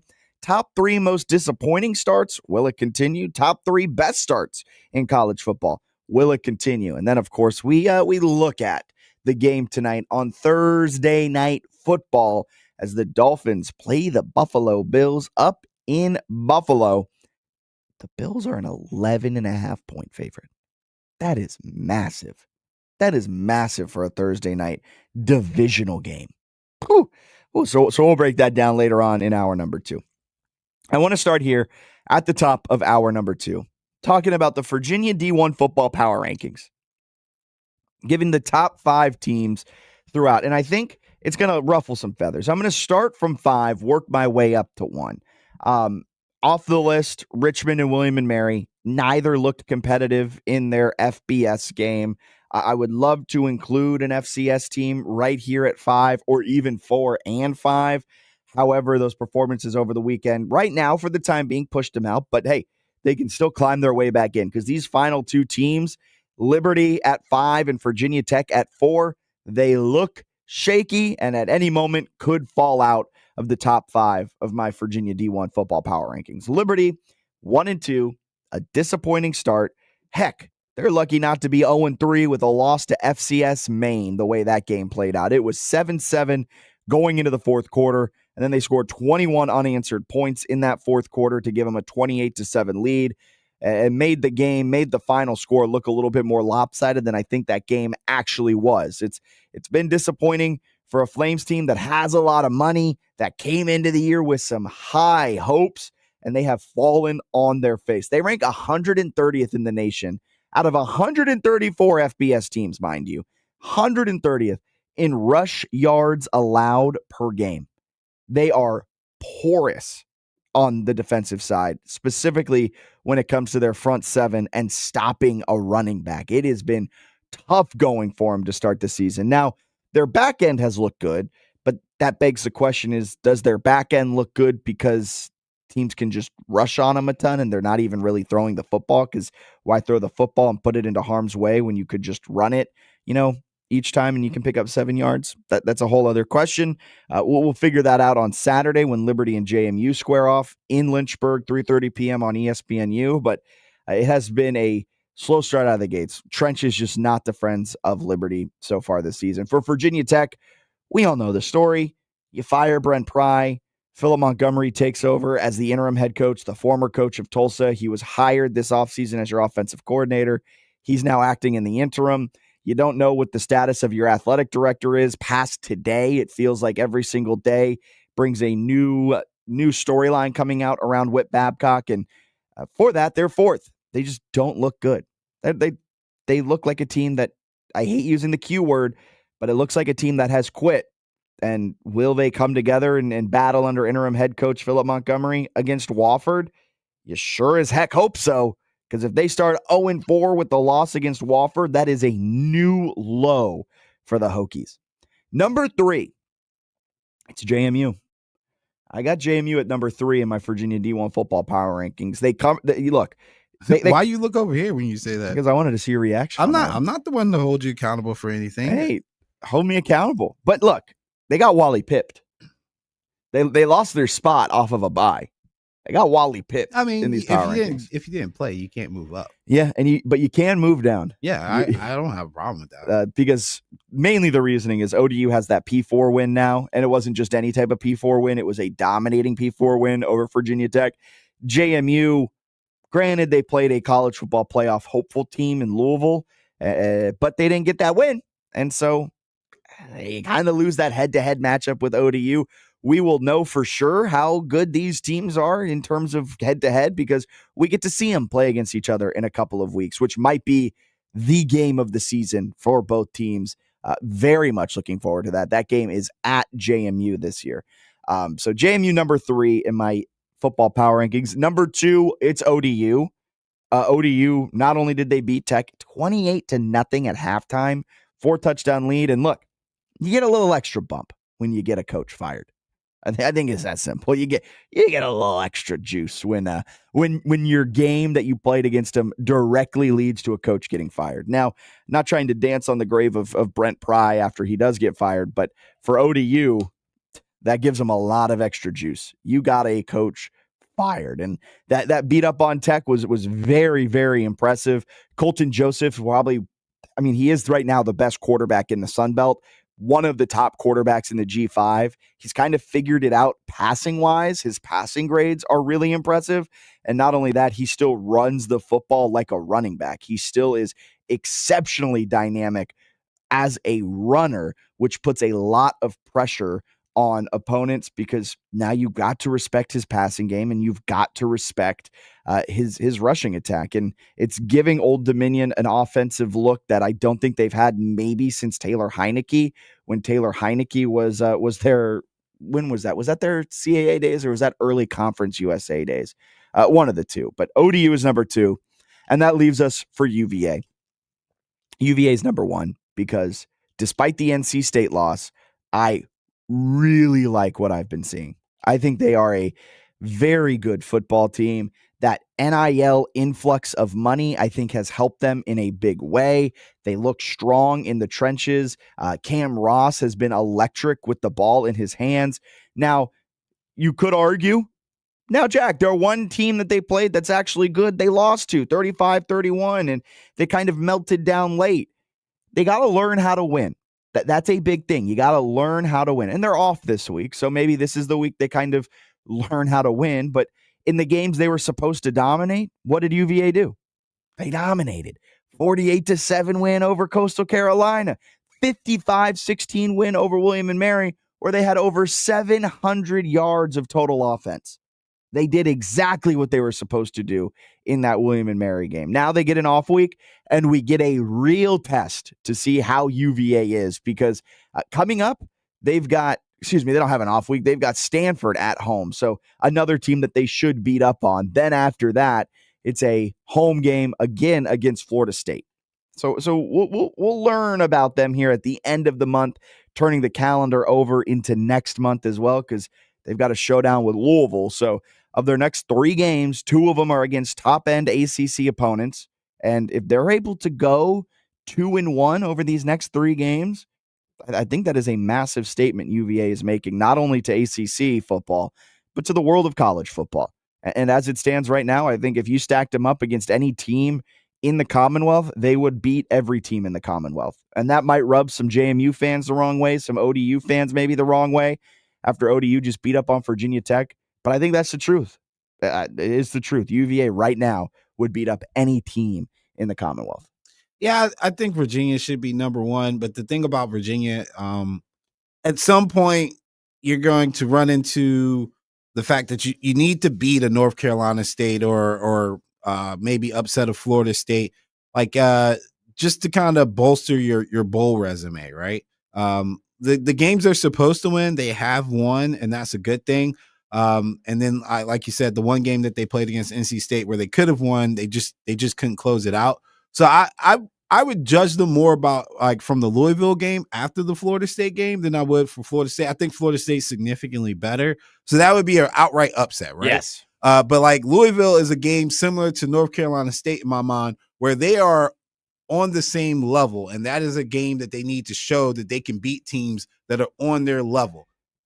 You think they're on the same level of Louisville? I think they've been playing well enough. They're on the same level as Louisville this year. Because I think they're a tier below Louisville. Because I see Louisville as a college football playoff type of team. I don't think they're a college football playoff type of team, but I mean, it's the ACC. Somebody's got to represent them. Someone's got to win the thing. It's not going to be Clemson. We know that much. It'll be Georgia Tech, maybe. And I'm saying that, like, my friend texted me yesterday, asked me, do I think Florida State is good enough to win the ACC? I'm like, dude, there's a lot of season left. Like, let's see it all play out a little bit with teams like Florida State, where you had questions when they came in. Like, we knew what Miami had, so I don't have questions per se. I expect them to be in the thick of things. Man, Carson Beck's play, though, has shocked me. I mean, typically when quarterbacks leave Georgia, they get better. Just putting it out there. It's something about the offense sometimes. I don't know what it is. I can't quite put my finger on it. But like, Justin Fields was the last one that transferred from there, and he looked pretty good too once he transferred. So I'm just saying, I can't judge a Georgia quarterback by his play in Georgia. I could only imagine what Gunner could do if he went to like Texas or Oklahoma or something like that. But he's winning football games. Look at what John Mateer's doing at Oklahoma. Yeah, right. Shoot, if he goes to Auburn, you see what Jackson Arnold's doing at Auburn. Yeah, just get you with somebody that has a fresh perspective and doesn't want to do 13 personnel, and I'm not talking about Ryan Day, and run the ball every time. So yeah, ACC football is a little up for grabs in the case of like these teams that are like a Florida State, where they're exceeding some expectations. Somebody's got to separate themselves, and Virginia's got an opportunity to kind of define their season with those two games. Can they be an upset team, or can they be a team that's just good but not great, right? Like that's what I look at with Florida State, upset opportunity. Louisville, beating them is good but not great, if that makes sense. Yeah, 100%. Then it kind of gets a little easier though down the stretch too. Like this UNC is not easy. I'm being sarcastic. I was about to jump down your throat on that one. Oh man, I like this next 3-week period for UVA is going to tell us more than any other part of their schedule. If you beat up on Stanford and then you can steal either the Florida State game or the Louisville game and you're 2-1 over the next 3, I think that puts you in a very good spot in the ACC, because then you look ahead and you've got your homecoming game against Washington State. Sure, Washington State looks bad. You should also beat up that game. UNC looks bad. Cal looks bad. Cal actually looks good, and it's at Cal, but I think it's a flash in the pan for Cal, kind of like how they started last year too, and then they ended like losing like their last 7 games or something. Can I take a chance to make fun of the media too, even though we are part of the media? Please. Dude, when the season started, even at ACC Media Day, people really had folks believing that the Duke Blue Devils would have a football program this year because they paid their quarterback a lot of money. The Duke Blue Devils would have a football program. Duke they got 1-2. They got smacked by Illinois, and then they went and lost to Tulane. Where's the football program? Like, dude, some things we can always depend on, and that is Duke will be a basketball school. They'll stay a basketball school. And just because you spend the money does not equate to wins or having a good team. You might look more invested, but the product on the field still has to play out, and Manny Diaz is still your head coach. They looked great at times. They last looked great season, until they got on the field. And then at other times they looked a little rough. They were picked to finish 6th in the preseason poll. They finished ahead of Florida State, who had 4 first place votes. How did Virginia Tech get a first place vote? Who did that? I didn't do that. I didn't do that. It was between you and Matt. I gave Clemson the first place vote for myself. Oh, shame on you for that too. Hey, I put Virginia though higher up. I would have voted SMU, but I would have been wrong too. Yeah, Georgia Tech got 2 votes. I think I put them second in the ACC. But hey, whatever. But you got Cal, Wake Forest, Duke, Virginia Tech. Like they finish out the season. Their last 6 games, they should go 5-1. The way they have started this season, I am way too bullish on UVA. And I was texting my friend Bennett, who used to be the football beat writer and basketball beat writer at UVA with the Daily Progress, and I was chatting with him, and he was just like, "Just wait, they'll let you down." Like I haven't been burned enough by UVA, I guess, where like I'm believing all of the preseason hype. I'm believing the beginning of the season, even though they've only played one real team and it was a loss. I am bought in, and I have way too high expectations for UVA. I mean, I think just even off the strength of how they responded after losing to NC State. I mean, 700 yards is a lot of football. A lot of yards. That was an opportunity to have a letdown, and we talked about that in the preseason, where the one concern for me with Virginia was they would win the games they're supposed to win, but then always have those games where it's like, how are you losing this, yes. right? And I.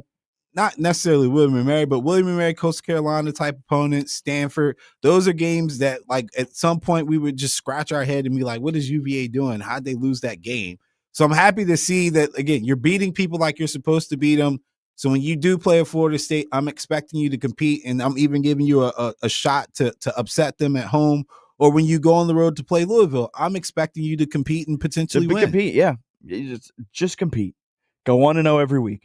Dominate the point of contact. Oh my gosh, stop it. Hit all the coaching cliches. All right, let's get a break in here. We'll step aside. Be back with more Fitz the Bill on this Thursday, September 18th morning on 106.1 ESPN Richmond. What are you doing every day to support your liver? If you enjoy sweets, fast food, alcohol, or take any medications, that's a vital question to ask. Hi, I'm Sherry Torkis, pharmacist and health author. For over 30 years, I've helped people make informed decisions about their health, especially concerning prevention and long-term wellness.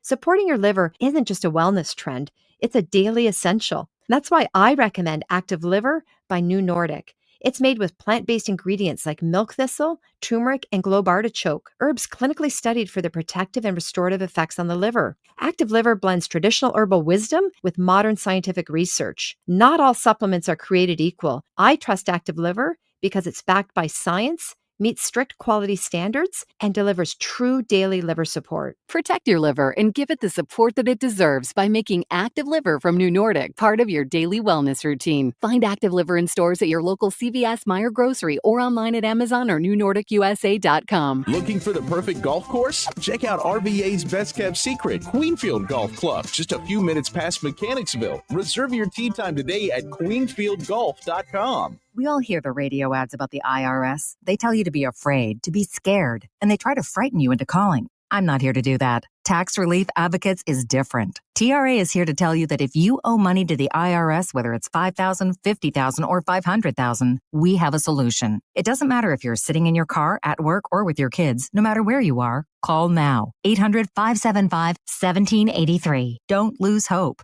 TRA can eliminate or reduce what you owe to the IRS. Generous programs are now available that can give you a fresh start. Our passion is taxes and helping individuals fix their IRS problems. We have over 1,000 5-star reviews on Google and an A+ with the Better Business Bureau. You don't need to be afraid of the IRS any longer. End your tax nightmare today by visiting us online at TRA.com or call 800-575-1783. That's 800-575-1783. Tax Relief Advocates. Real solutions for real people. Must qualify for enrollment. Results may vary. Don't miss the Green Top Outdoor Expo, sponsored by Daniel Defense, the Mid-Atlantic event for hunting, fishing, and outdoor enthusiasts. October 4th and 5th, over 225 vendors featuring Springfield as well as Zeiss, Optics, and Federal. Details at greentop.com. Hey, Richmond, this is Ben Ingram, and there's only one place in the 804 to stay up to date on all things Atlanta Braves. 106.1 ESPN. Does that make me crazy? Does that make me crazy? Does that make me crazy? Probably. Welcome back in. Fitz the Bill on this Thursday, September 18th morning. I'm Jack Fitzpatrick, Allen alongside, and it's time to take a look at the 3 worst starts to the season and the 3 best starts to the season in college football. The question I'm posing with the 3 worst starts, or I should say disappointing starts, is can they get it going this weekend? For the best performances that we have seen to start the 2025 season, the question is, can they keep it going? And for the top 3 most disappointing starts here to begin the college football season, number 1, Arch Manning. Number 2, DJ Lagway. Number 3, I Notre laughed. Dame. I laughed. I'm glad I had my mic off. Yes. Arch Manning.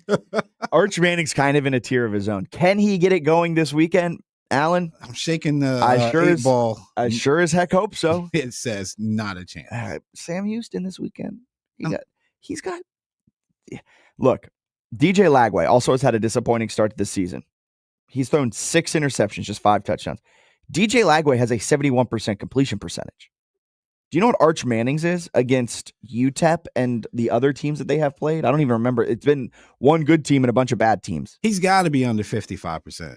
Ooh, you are right there on it. 55.3. Yeah, I was gonna say it's around that. Yeah, it's around for that. 579, 6 touchdowns, 3 interceptions. He looks abysmal. bad. He is bad. They say it's mental. I don't think so. So we'll see. He says it's mental. Sark said you're not living at QB until you get booed by the home team, or the home fans or whatever. That is an insane thing to say. And he got booed by the home. Manning got booed. As it stands right now, his PFF passing grade is the 14th worst in the SEC among quarterbacks who have taken 20% of the team snaps or more. Remember when people were asking if the Browns were already planning to tank for Arch? Man, Texas might be tanking right now to try to get rid of Arch. Quinn should have stayed. God, man, it's gonna go down as one of my biggest what ifs of this decade. Quinn was a 7th round draft pick, and he makes Arch Manning look.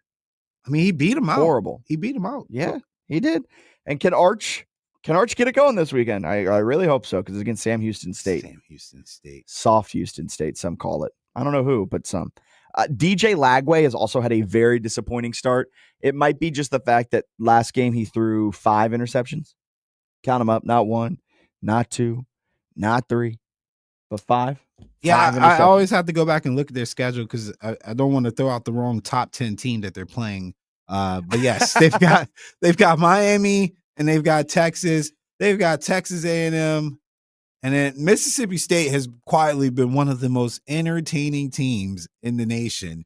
I don't know if you caught wind of their celebration, but they have a lot of personality. I love them. Yeah.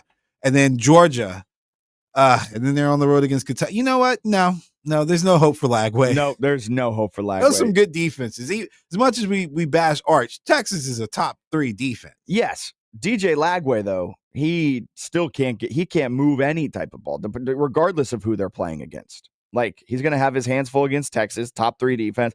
He's going to have his hands full at Miami on Saturday, 7:30 p.m. kick in prime time on ABC. Like, all the lights are going to be shining on him. He came into the year, he was supposed to be the savior, not of Florida, but of Billy Napier. He was supposed to save Billy Napier's job. And sure, I said it earlier, 71% completion percentage, 629 yards. But you have 5 touchdowns and 6 interceptions. You threw 5 against LSU in a winnable game because LSU's offense could not figure it out. LSU had 5 interceptions and they only scored 20 points. Nothing wrong with their offense, sir. Stop bringing that up. Stop bringing it up, man. Don't you want to ask another question? We just won the dang game. My favorite part of that was the subtle, we beat an SEC team. Dude, stop it. Florida's not good this year. But also, you're in the SEC. Yeah, exactly. You're supposed to win those. I can say that in the ACC. You can't say that in the SEC. What are you doing, Kelly? Maybe he thought he was in Notre Dame again. Imagine if he was like the coach of like Troy or something, and he goes to the stadium podium and he goes, we beat a Sun Belt team. And it's like, all right, man. So ridiculous. It's hard to win games. Yeah, at home, you had in Death Valley in a night game. And had 5 picks. Yeah. And you scored 20 points. I hope you beat them. If you didn't beat them, we have some real questions to ask. I mean, shoot. And DJ Lagway, he's got a great defense because Florida's defense has been balling. They held LSU to 20 points. But do you think he gets it going this weekend at Miami? I don't think so. No. I think DJ Lagway is in for a long season. No, I mean, honestly, I thought about this and then I looked at their schedule again. I was going to say, I don't know how Napier's keeping his job, but who would want to be the interim coach playing this schedule? Florida, Texas A&M, Mississippi State, Georgia, Kentucky, Ole Miss, Tennessee, and then Florida State. I don't know. I'd rather just stay retired or an assistant coach or whatever they're doing. I know we've said this before, but if I'm Billy Napier, I'm doing a full out breakdown of my administration to figure out who the heck scheduled my games this season. Now, the exit interview would be something. The exit interview would just me sitting down and going, now, which one of you set me up for failure? Meet me Who outside. did this? Who did this? Yeah. I mean, they definitely want him fired with this schedule. He may have done it himself because, look, if I'm being honest, a buyout doesn't sound all that bad. His buyout can't be that bad. I would imagine. Let me check. Hey, any type of money that you can get for not doing a job sounds like a good deal. Yeah, it's $10 million. I'm shocked they haven't pulled the trigger. Yeah, what do we? Oh, wait, sorry. $22 million as of September 2025. But still. No, that's nothing. Man, did you see what Jimbo was? Wasn't he like 75 million? Yeah, I think our guy Coach O was around in the 20s or close to it. But that's nothing. That's not a lot nowadays for an SEC school. I do wonder, to go on a quick side tangent here, I do wonder how buyouts will be used here in the future, because you could put that money towards NIL or you could put it towards firing your coach. So, like, if you have a booster who's like, I'll put up $10 million to fire the coach, would you rather use that to fire the coach or give them that money in NIL and hope they could make the right decisions to build a roster? Now, see, you said hope. I would rather go with what I know, and that's the coach needs to be fired. And fire the coach. And that's if we miss a kid, we'll just get the next one. There's talent galore. But you can't waste talent with bad coaching. That's fair. Yeah, I would always side with getting rid of the coach if that's the scenario I'm faced with. All right, the third most disappointing start to 2025 for me is the entire team of Notre Dame. 0-2 start. That's not good. Don't love that. Don't love to see that for Notre Dame. 0-2, still somehow ranked in the top 25. That's a different discussion. Their offense has been extremely slow out of the gates. Their offensive line has been underwhelming, to say the least. Poor pass blocking, horrible run blocking. Their redshirt freshman quarterback, CJ Carr, has been 3 touchdowns, 2 interceptions, 514 yards. I mean, he's kind of looking like Arch Manning out there, which is underwhelming. And Jeremiah Love, this Heisman candidate running back that was supposed to be explosive, they hardly used him in the first game of the season. And in the second game, they were using him, but it was like hitting your head against a wall. He was not doing anything. He averaging just 3.8 yards per carry this season with 1 touchdown. That's not great. And they have lost by a combined 4 points through their first 2 games. Yeah, see, I'm disappointed you didn't pick Clemson here. We spent a whole segment yesterday talking about never enough holding them accountable for all the crap that they talk about being the best in the ACC and wanting more respect across the nation, and then looking goofy every single season for the last 3-4 years. Can I say an intrusive thought about Clemson? What? I'm worried that we are going to rag on them all week. They are going to somehow still win the ACC and make it to the college football playoff. You can go 10-2 and get into the college football playoffs, and I'll never let you forget you lost to Georgia Tech too. I'm just saying. Shoot, Georgia Tech will probably be in the college football playoff too. They're never going to live that down. Big mighty Clemson losing to Georgia Tech. I gotta say, the thing about Notre Dame though, what has led to this uncharacteristic showing of performances from them, they don't have it in the trenches. They don't. Not at all. They have been you know how people will say like RBU or wide receiver U. Man, Notre Dame has been O-line U, for the longest time, man. We got guys in the league right now, Joe Alt being I think the latest one, that just been monsters coming from Notre Dame. And I think it was Quentin Nelson, the guard for the Colts, was another one. And it just has not looked good for them this year. And I don't know if that's Freeman's fault. I don't know if you can blame that on NIL. I don't feel like that should be an issue because Notre Dame and offensive line has always been their thing. But not having that is why Love is looking bad, why their offense is looking bad. And then, in the last game, 41 to Texas A&M. I don't remember the last time I've seen Texas A&M score that many points. They allowed they had a horrible pass blocking grade in their Miami loss. They allowed 11 pressures, 6 hurries. Their QB got hit 3 times and sacked twice. And then against Texas A&M, their last game, allowed 7 pressures, 6 QB hurries, and a sack. Their offensive line has just not held up whatsoever. And that just can't happen when the staple of your program, the substance of your program, and in my lifetime at least, has been offensive line. And that's why they were so good last year, made it to the championship game. I mean, they leaned on their trench play. Yeah, look at what they did in the championship game on that first drive. They were just like, all right, keep running. Yeah. All right, keep running. All right, and it got them down. They scored the touchdown. But this year, their trenches have been the reason why they have lost both of the games. It's been close, and their offense still put up 40 points, but at the end of the day, it's just not good enough, and they're not blocking well enough for Jeremiah Love to really get going. Kind of similar to the Las Vegas Raiders, right? Ashton Genty is a fantastic talent, but he gets hit behind the line of scrimmage more often than not, and that's just no way for a running back to find any type of success at the college level or the professional level. No way to live your life. No way to live your life. But the good news for Notre Dame is they've got a very nice schedule coming up in Purdue, Arkansas, Boise State. Those are their next 3. So 2 of those are at home. They should find themselves 3-2 quite quickly. That's the one positive for them. Taking a look at the top 3 best performances and if they can keep it going. South Florida, they've been the talk of college football. Should be able to keep it going this weekend, bounce back after their loss to Miami. They're 2-1, a win over Boise State, a win over Florida. Now, both of those teams are no longer ranked, but we'll still hang our hat on that being 2 ranked wins. Alex Golish, the head coach for USF, has done the unthinkable, right? He took over a 1-11 team. First year, he improved them by 6 wins, got them to 7-6. They went 7-6 again last season. And now over the 2 years he's been there, they have 14 wins. In the 4 years prior to him arriving, they went 8-37. He has quickly flipped that on its head, and he has taken over a dumpster fire and turned them into a solid program. He will be a name that you're going to hear a lot. You've already heard it a lot. Linked to the Virginia Tech opening.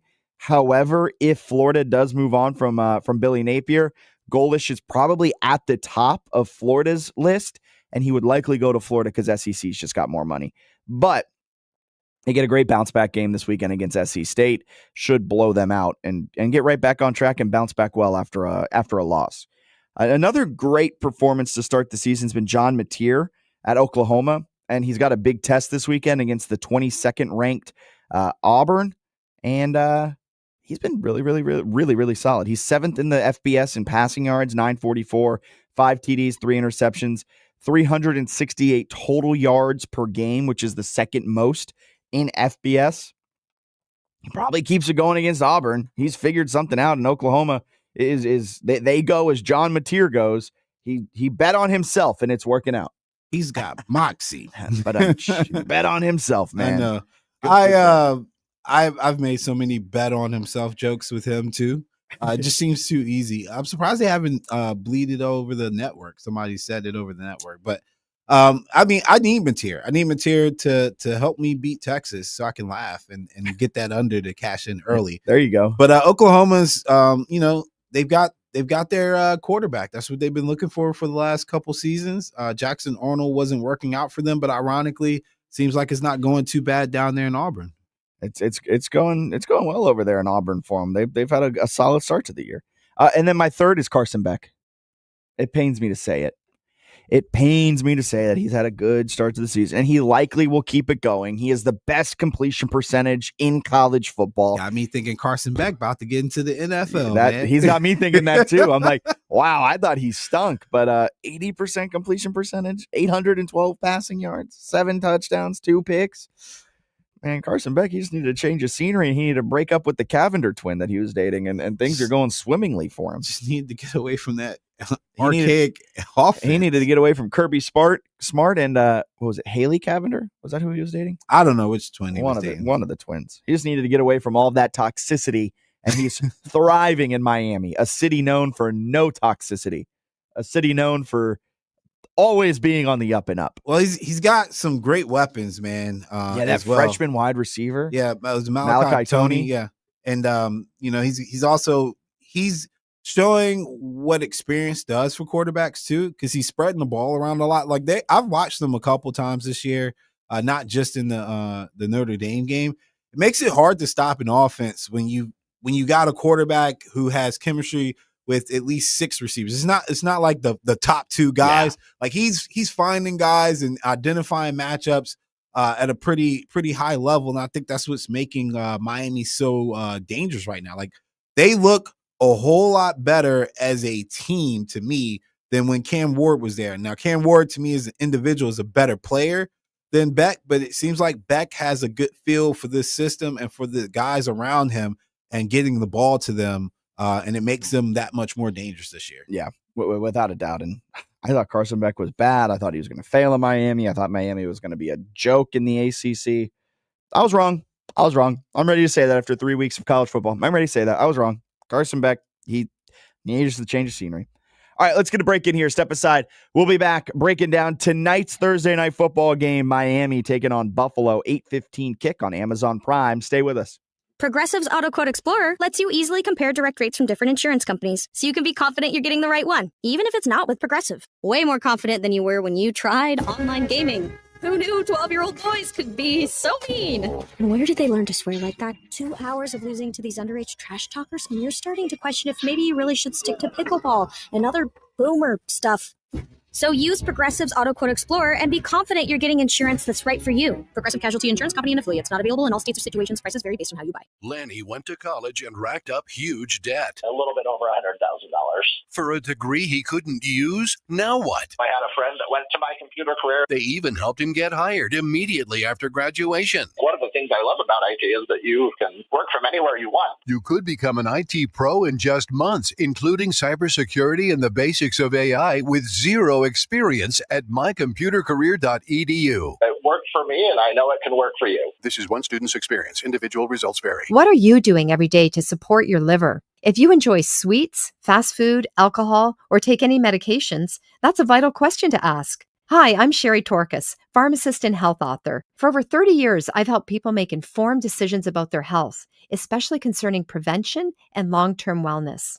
Supporting your liver isn't just a wellness trend, it's a daily essential. That's why I recommend Active Liver by New Nordic.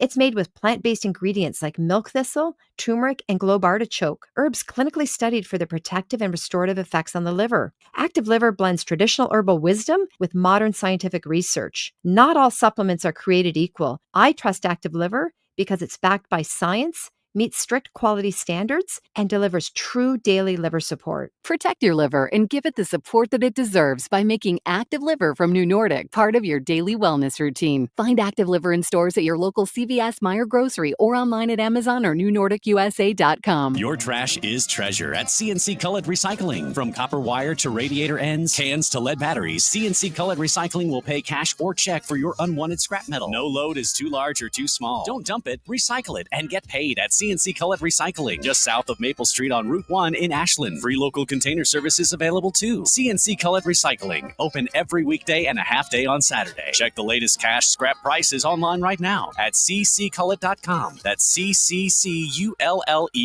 What are you doing every day to support your liver? If you enjoy sweets, fast food, alcohol, or take any medications, that's a vital question to ask. Hi, I'm Sherry Torkis, pharmacist and health author. For over 30 years, I've helped people make informed decisions about their health, especially concerning prevention and long-term wellness.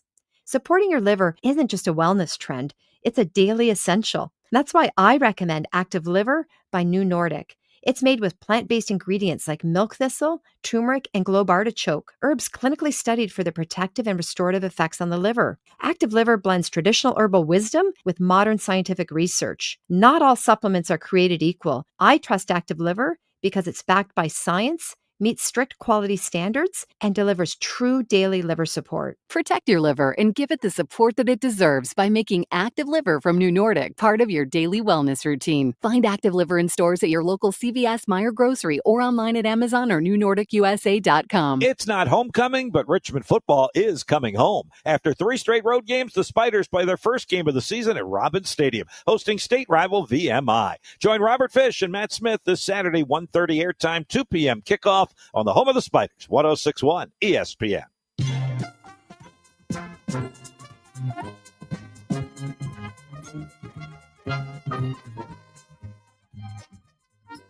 Best game show. Yes, and the theme here is Mike McDaniels. You're the first contestant on Hot Seat. Come on down, Mike McDaniel. You're getting you fired, have been fired. You're getting fired, friend. Look, Price is Right is the best one. Let's make a deal. Close second. CBS has the market cornered on great game shows. Oh, yeah. This is Mike McDaniel after their loss to the Patriots. This is a man who knows he is going to be fired. He doesn't know when, but he knows it's happening. This is what he sounds like. To win games, you have to win the game, not lose the game, honestly. And that is how you lose the game. You're moving the ball down the field. You're 1st and 10, and then you find yourself at 2nd and 20. Honestly, shout out to the swallow there that you could hear audibly on the press conference mic. That's how he knows. He goes, I could be fired right after I say this sentence for all I know. What does that even mean? No one knows what it means. It's just provocative, man. But Mike McDaniel, congratulations. Come on down. What did Miami do to you, Mike? They changed him for the worse. You didn't come in there like that. He went in nerdy. He's now leaving like a Miami vice lord or something. I don't know. I don't know what he's got going on. But if I'm not mistaken, and I didn't check all of the closing lines so far this season, but Bills 11.5 is the largest spread of the season. It's got to be up there. 11.5 is significantly high for NFL, especially in a division game. Like, you got to be really bad. like division game, prime time, short week, and you've got all your starters. No major injury. I don't think I have seen a line like this in quite some time for a division game. I can't, like with all your starters. Night, I can't remember. I'm sure there has been. I remember back when the Bills were ascending and the Vikings were bad. They were getting some Patriot-like lines where it's like 13, 14 Yeah, points. Like, and the Vikings end up beating them one time. I, off of pure principle, am going to bet the Dolphins to cover. Just because that is such an insane line. It's Thursday Night Football. Weird things happen. But this game is do or die for Mike McDaniel. Like, if he loses this game, I think we're at the point now with Mike McDaniel where it's if you lose this game, you're being fired. If you get blown out in this game, you're getting fired. His seat is at this point a whole fire. Like, that's all it is. He is just sitting on fire. And there's no real way out unless he somehow, wins out, shows confidence, and wins a couple of playoff games. Even then, like, I feel like the Miami fans and Dolphins front office are just done with Mike McDaniel. He's the reason they're tied to Tua at this point. He advocated for them to sign Tua to that extension they did a couple of years ago. That's blown up in their face in a major way. Mike McDaniel can't seem to figure out how to continuously evolve his offense. I mean, his offense, it's been stopped once, twice before. He has no idea what that next step, what that next evolution is. And teams are teeing off on him now. Buffalo also has just seemed to have the Dolphins' number. Over the last 14 matchups, Buffalo has won 13 of them. Sean McDermott.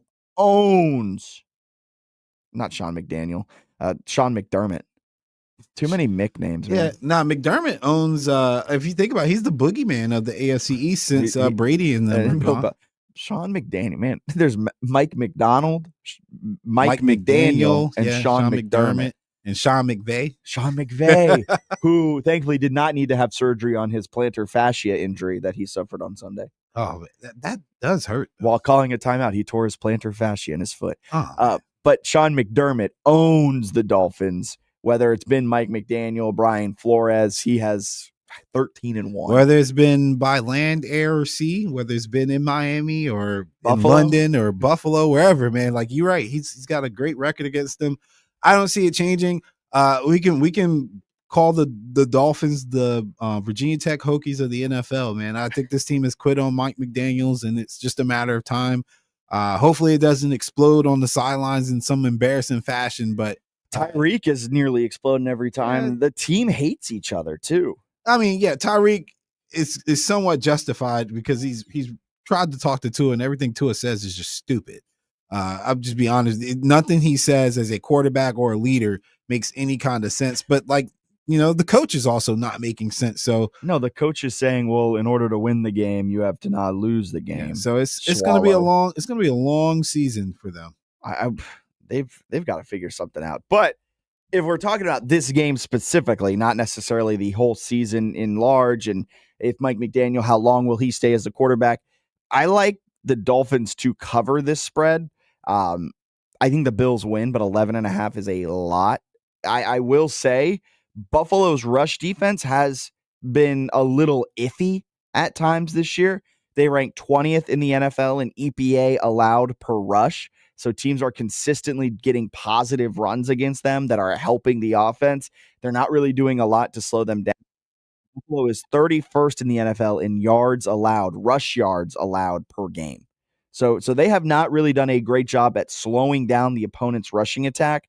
A big reason for that huge yards allowed per game number is what Derrick Henry did to them in week 1. So take that with a slight grain of salt, but overall, the Buffalo rush defense has just been a little porous to start this year. And on the other side, Miami, just as porous, though. They're 32nd. They are dead last in the NFL in EPA allowed per rush. So teams are just teeing off on their rush defense, and they rank 25th in the league in rush yards allowed per game. So I would say from a scheme standpoint, the Dolphins probably run similar stuff to what the Niners do because they're all from the same tree. Yeah, Mike McDaniel was the rush game coordinator. Yeah, a lot of outside zone or wide zone, and the Bills are really aggressive on defense. Ed Oliver and those guys love to shoot gaps and hit the lanes no matter what. They are full tilt. So when you go against a one cut guy, downhill guy like Derrick Henry, like, it is going to hurt you because if you shoot the wrong gap or you run by him, he's gone, right? With the wide zone, I feel like that sometimes works in their favor to be aggressive like that. because you can sometimes come from the backside on a lot of those plays, especially if people are trying to pull a guard or a tackle or something. You can catch the guy in the backfield from the ops or the weak side of the play. So I think something like that, you can maybe take it as this is just a better matchup for that defense for the Bills. That's a good point. Yeah.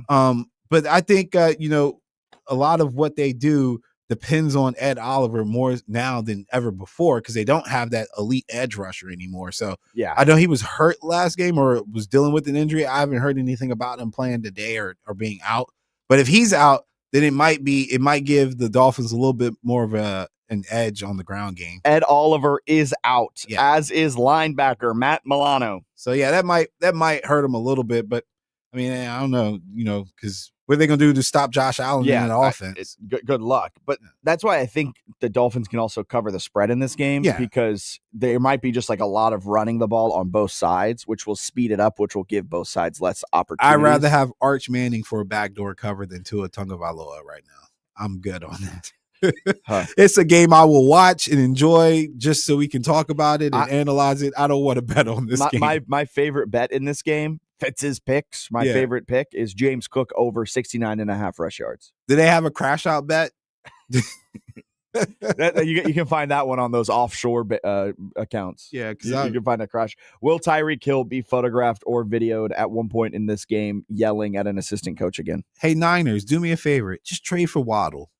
He'll be available. I know he'll be available. Trade for Tyreek. No. We don't need Tyreek. We don't need Tyreek because Tyreek's coming with a lot of baggage and expectations. Alan, I got to break something to you. 49ers need any wide receiver they can So get. Here's the thing. You don't put Tyreek Hill with somebody like Brock Purdy, man, because he's just going to get frustrated. It's not going to work. Like, you got to think about it. You have a young developing quarterback who has limitations on his range as well. So if you're going to Tyreek's telling you he's mad at Tua because he doesn't throw the ball deep enough. So you're going to give him Brock Purdy. That'll work. No. You're right. I'm just saying that you have all of your wide receivers. I want Tyreek Hill on my team, but I can already see it won't end well. That's not going to work for us. So let's get Jalen Waddle who gets upset in silence. Like, you don't hear anything about Waddle. He's never complained about anything. Let's go that route rather than getting somebody that's outspoken and will definitely not like the idea that he's run 80 yards and the ball's going 50. Like, don't do that to yourself. And then Tua goes, well, it would help if you just turned around and ran back to the ball. Again, Tyreek. Everything Tua says is stupid. Out of his mouth is stupid. Just even for a professional quarterback, like, that was a dumb thing to say. I can't believe he said that. With a straight face. He really said in a press conference, if you just ran back for the ball, Tyreek, we wouldn't have these issues. Tyreek Hill's 5'10", buddy. Just like, you got to throw the ball out so he can run under it. Who should trade for Tyreek Hill? The Chiefs. The Chiefs. Yeah, duh. The Chiefs. Run it back. Hey, run it back, Turbo. But would you save your ex in the bad relationship? No. That's what you get. Look, I've seen the Steelers floated around as a potential landing spot for Tyreek Hill. The Steelers love fleecing the Dolphins, so if there's a way to do it. Shoot, and they figure out how to use DK Metcalf, not just as a vertical threat. They've kind of DK. Granted, week 1 it was much different than week 2 because Seattle kind of slowed down DK in a good way in week 2, except for the touchdown. Well, you guys have one of the more underrated corners too. Yeah. to do that. Except for Tariq Woolen. Yeah, I hate Tariq Woolen. He cost us that 49ers game.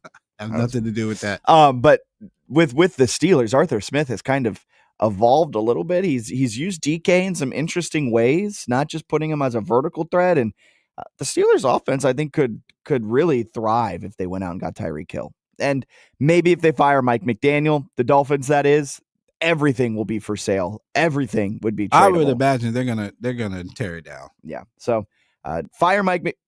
Odds that Mike McDaniel. I'll get this take from you, and then we'll go to break. Odds that Mike McDaniel gets fired after this game. Man, I would say it's still slim to none on this game. I think on this game. I think if they lose this game by 2 touchdowns or more, Mike McDaniel is not the coach middle of next week. I think he gets fired over the weekend. They have to get utterly embarrassed, I think there's a chance they might. All right. Let's get a break in here. We'll step aside. Be back with more Fitz the Bill as we wrap up this Thursday edition on 106.1 ESPN Richmond. More fiber and laxatives, eh? Who are you? I'm future you. Future me? Constipation with belly pain still coming back? Our doctor figured it out. It's irritable bowel syndrome with constipation, or IBS-C, and Linzess could help you get ahead of it. Linzess linaclotide is a prescription medicine that treats IBS-C in adults. It's not a laxative. It's a once-daily pill that helps you get ahead of your symptoms. It's proven to help you have more frequent and complete bowel movements and helps relieve overall abdominal symptoms, belly pain, discomfort, and bloating. These symptoms were studied in combination, not individually. Do not give Linzess to children less than 2. It may harm them. Do not take Linzess if you have a bowel blockage. Get immediate help if you develop unusual or severe stomach pain, especially with bloody or black stools. The most common side effect is diarrhea, sometimes severe. If it's severe, stop taking Linzess and call your doctor right away. Other side effects include gas, stomach area pain, and swelling. Talk to your doctor and say yes to Linzess. Learn more at linzess.com or call 1-800-LINZESS. Are you suffering from a sports injury, chronic pain, or something that just plain hurts? Ortho Virginia can help get you on the road to recovery. As the state's largest provider of orthopedic care, Ortho Virginia's team of specialists offers surgical and non-surgical treatment options. With 12 offices conveniently located in the Richmond area, visit orthovirginia.com or call 804-915-1910 to discover why at Ortho Virginia, stronger starts here. Hey, this is Jack Fitzpatrick. If you've ever been in a car accident, there's one place to call, Schilling and Esposito. I know them personally. I know their work ethic. They focus on their clients and their big dog obsession with getting the most compensation for their client. Heck, they even give you their cell phone numbers. Call them today at 804-320-0950 and put their entire team to work for you. 804-320-0950. Schilling and Esposito. Stretch your sports IQ from sideline to sideline. Border to border with Matt Josephs, where local meets nationwide news. Buckle up for analysis that crosses every line. No passport required.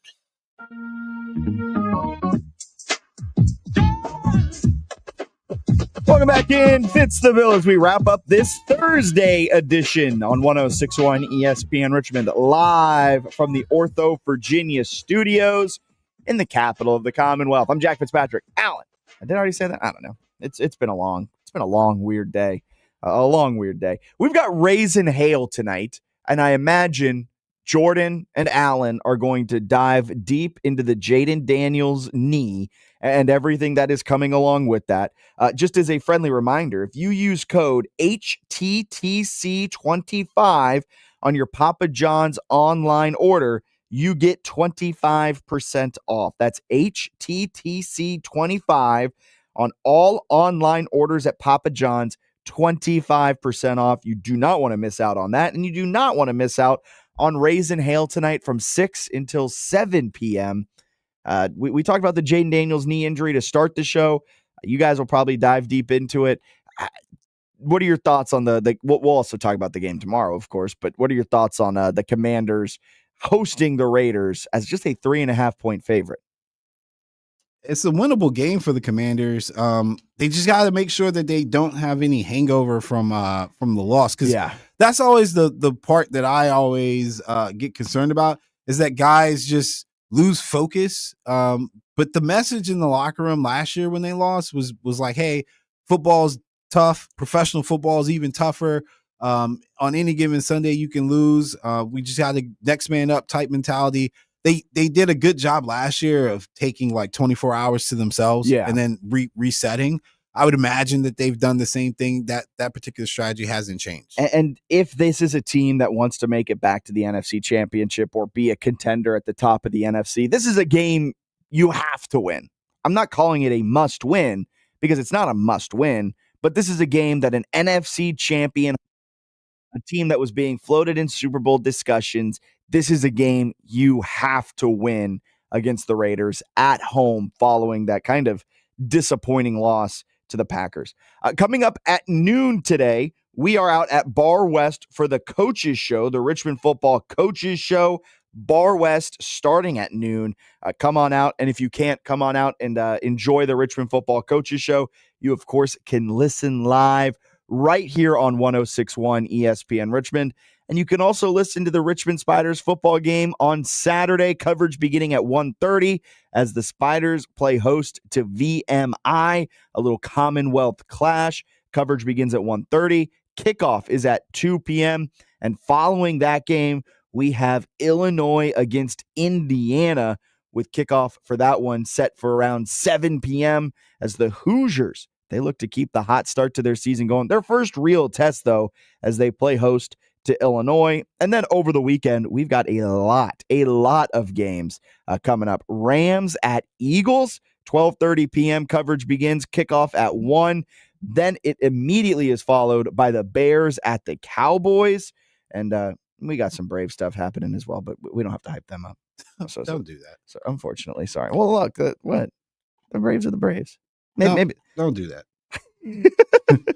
No, the Braves looking for a strong finish to the season, but a lot of games coming up. I am very intrigued in that Rams-Eagles game on Sunday, coverage beginning at 12:30, kickoff at 1, because the Rams last season in the playoffs were the only team that really gave the Eagles any sort of trouble. Stafford was able to slice and dice against the defense up until Jalen Carter called game and rushed right through the middle of the line and put some pressure on Matthew Stafford, impacting his final pass that would have been the game-winning touchdown. And now the Rams have looked solid to start the season. They're coming off of a great offensive performance their last time out. I am very, very intrigued to see if the Rams still are kind of the one kryptonite to the Philadelphia Eagles. Yeah, it's going to be an interesting matchup, and you always worry about the Rams staying healthy, and you want to see the Eagles challenged a little bit more, and you want to see the Eagles offense put out some points and move the ball effectively, preferably through the air a little bit. Get the passing attack going a little bit more. Show you're more dynamic than what you've been this season so far. I don't think Kevin Patullo is much more dynamic. Yeah, I mean, I do not think he's a good offensive coordinator. They're winning games, and that's great. But a little style point here and there doesn't hurt. They learned too much from Kansas City, right?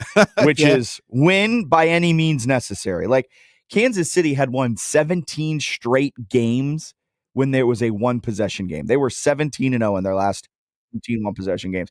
Guess how this season has started for Kansas City? 2 one-possession losses. If you don't know how to win pretty and you can only win dirty, sometimes the ball bounces the wrong way and you end up losing. And that's what true. Kansas City has seen. That's true. You got, look, hear me out. I'm hearing you. You got to win so you don't lose. It's my Mike McDaniel's impersonation. Man, Mike McDaniel. That was so well said, man. That was. Let's hear it from Mike McDaniel one last time before we get up on out of here. Let's hear it from Mike McDaniel one last time. To win games, you have to win the game, not lose the game. Thanks, Mike. Oh, man. Thanks, Mike. That's great. In order to win the game, you have to win the game and not lose the game. An all-time quote. Look, to listen to Fitz the Bill, you have to listen to Fitz the Bill, and you can't not listen to Fitz the Bill. That's what everyone's saying. That's what everyone's saying around the capital of the Commonwealth. Keep it locked right here because we've got a fantastic day coming up. We are the spot where Richmond talks sports. Clinton and Friends coming up next. That leads you right into the Coaches Show at noon from Bar West. Then once that wraps up, we go to the Rich Eisen Show until 3. Border to Border with Matt Josephs from 3 to 4. 4 to 5, the Sports Huddle with Bob Black. No, 4 to 5, it's the Mashup Hour with Bob and Matt. And then that takes you into the Sports Huddle with Bob Black. Sean Robertson and Rob Witham will be with him on this Feel Good Thursday as they break down everything you need to know heading into the weekend of high school football. You do not want to miss it. We'll be back same time, same place tomorrow, 106.1 ESPN Richmond. From the ESPN studio, presented by Ortho Virginia. Find one of Ortho Virginia's orthopedic locations at orthovirginia.com. W291CL Lakeside Richmond. WURV HD2 Richmond.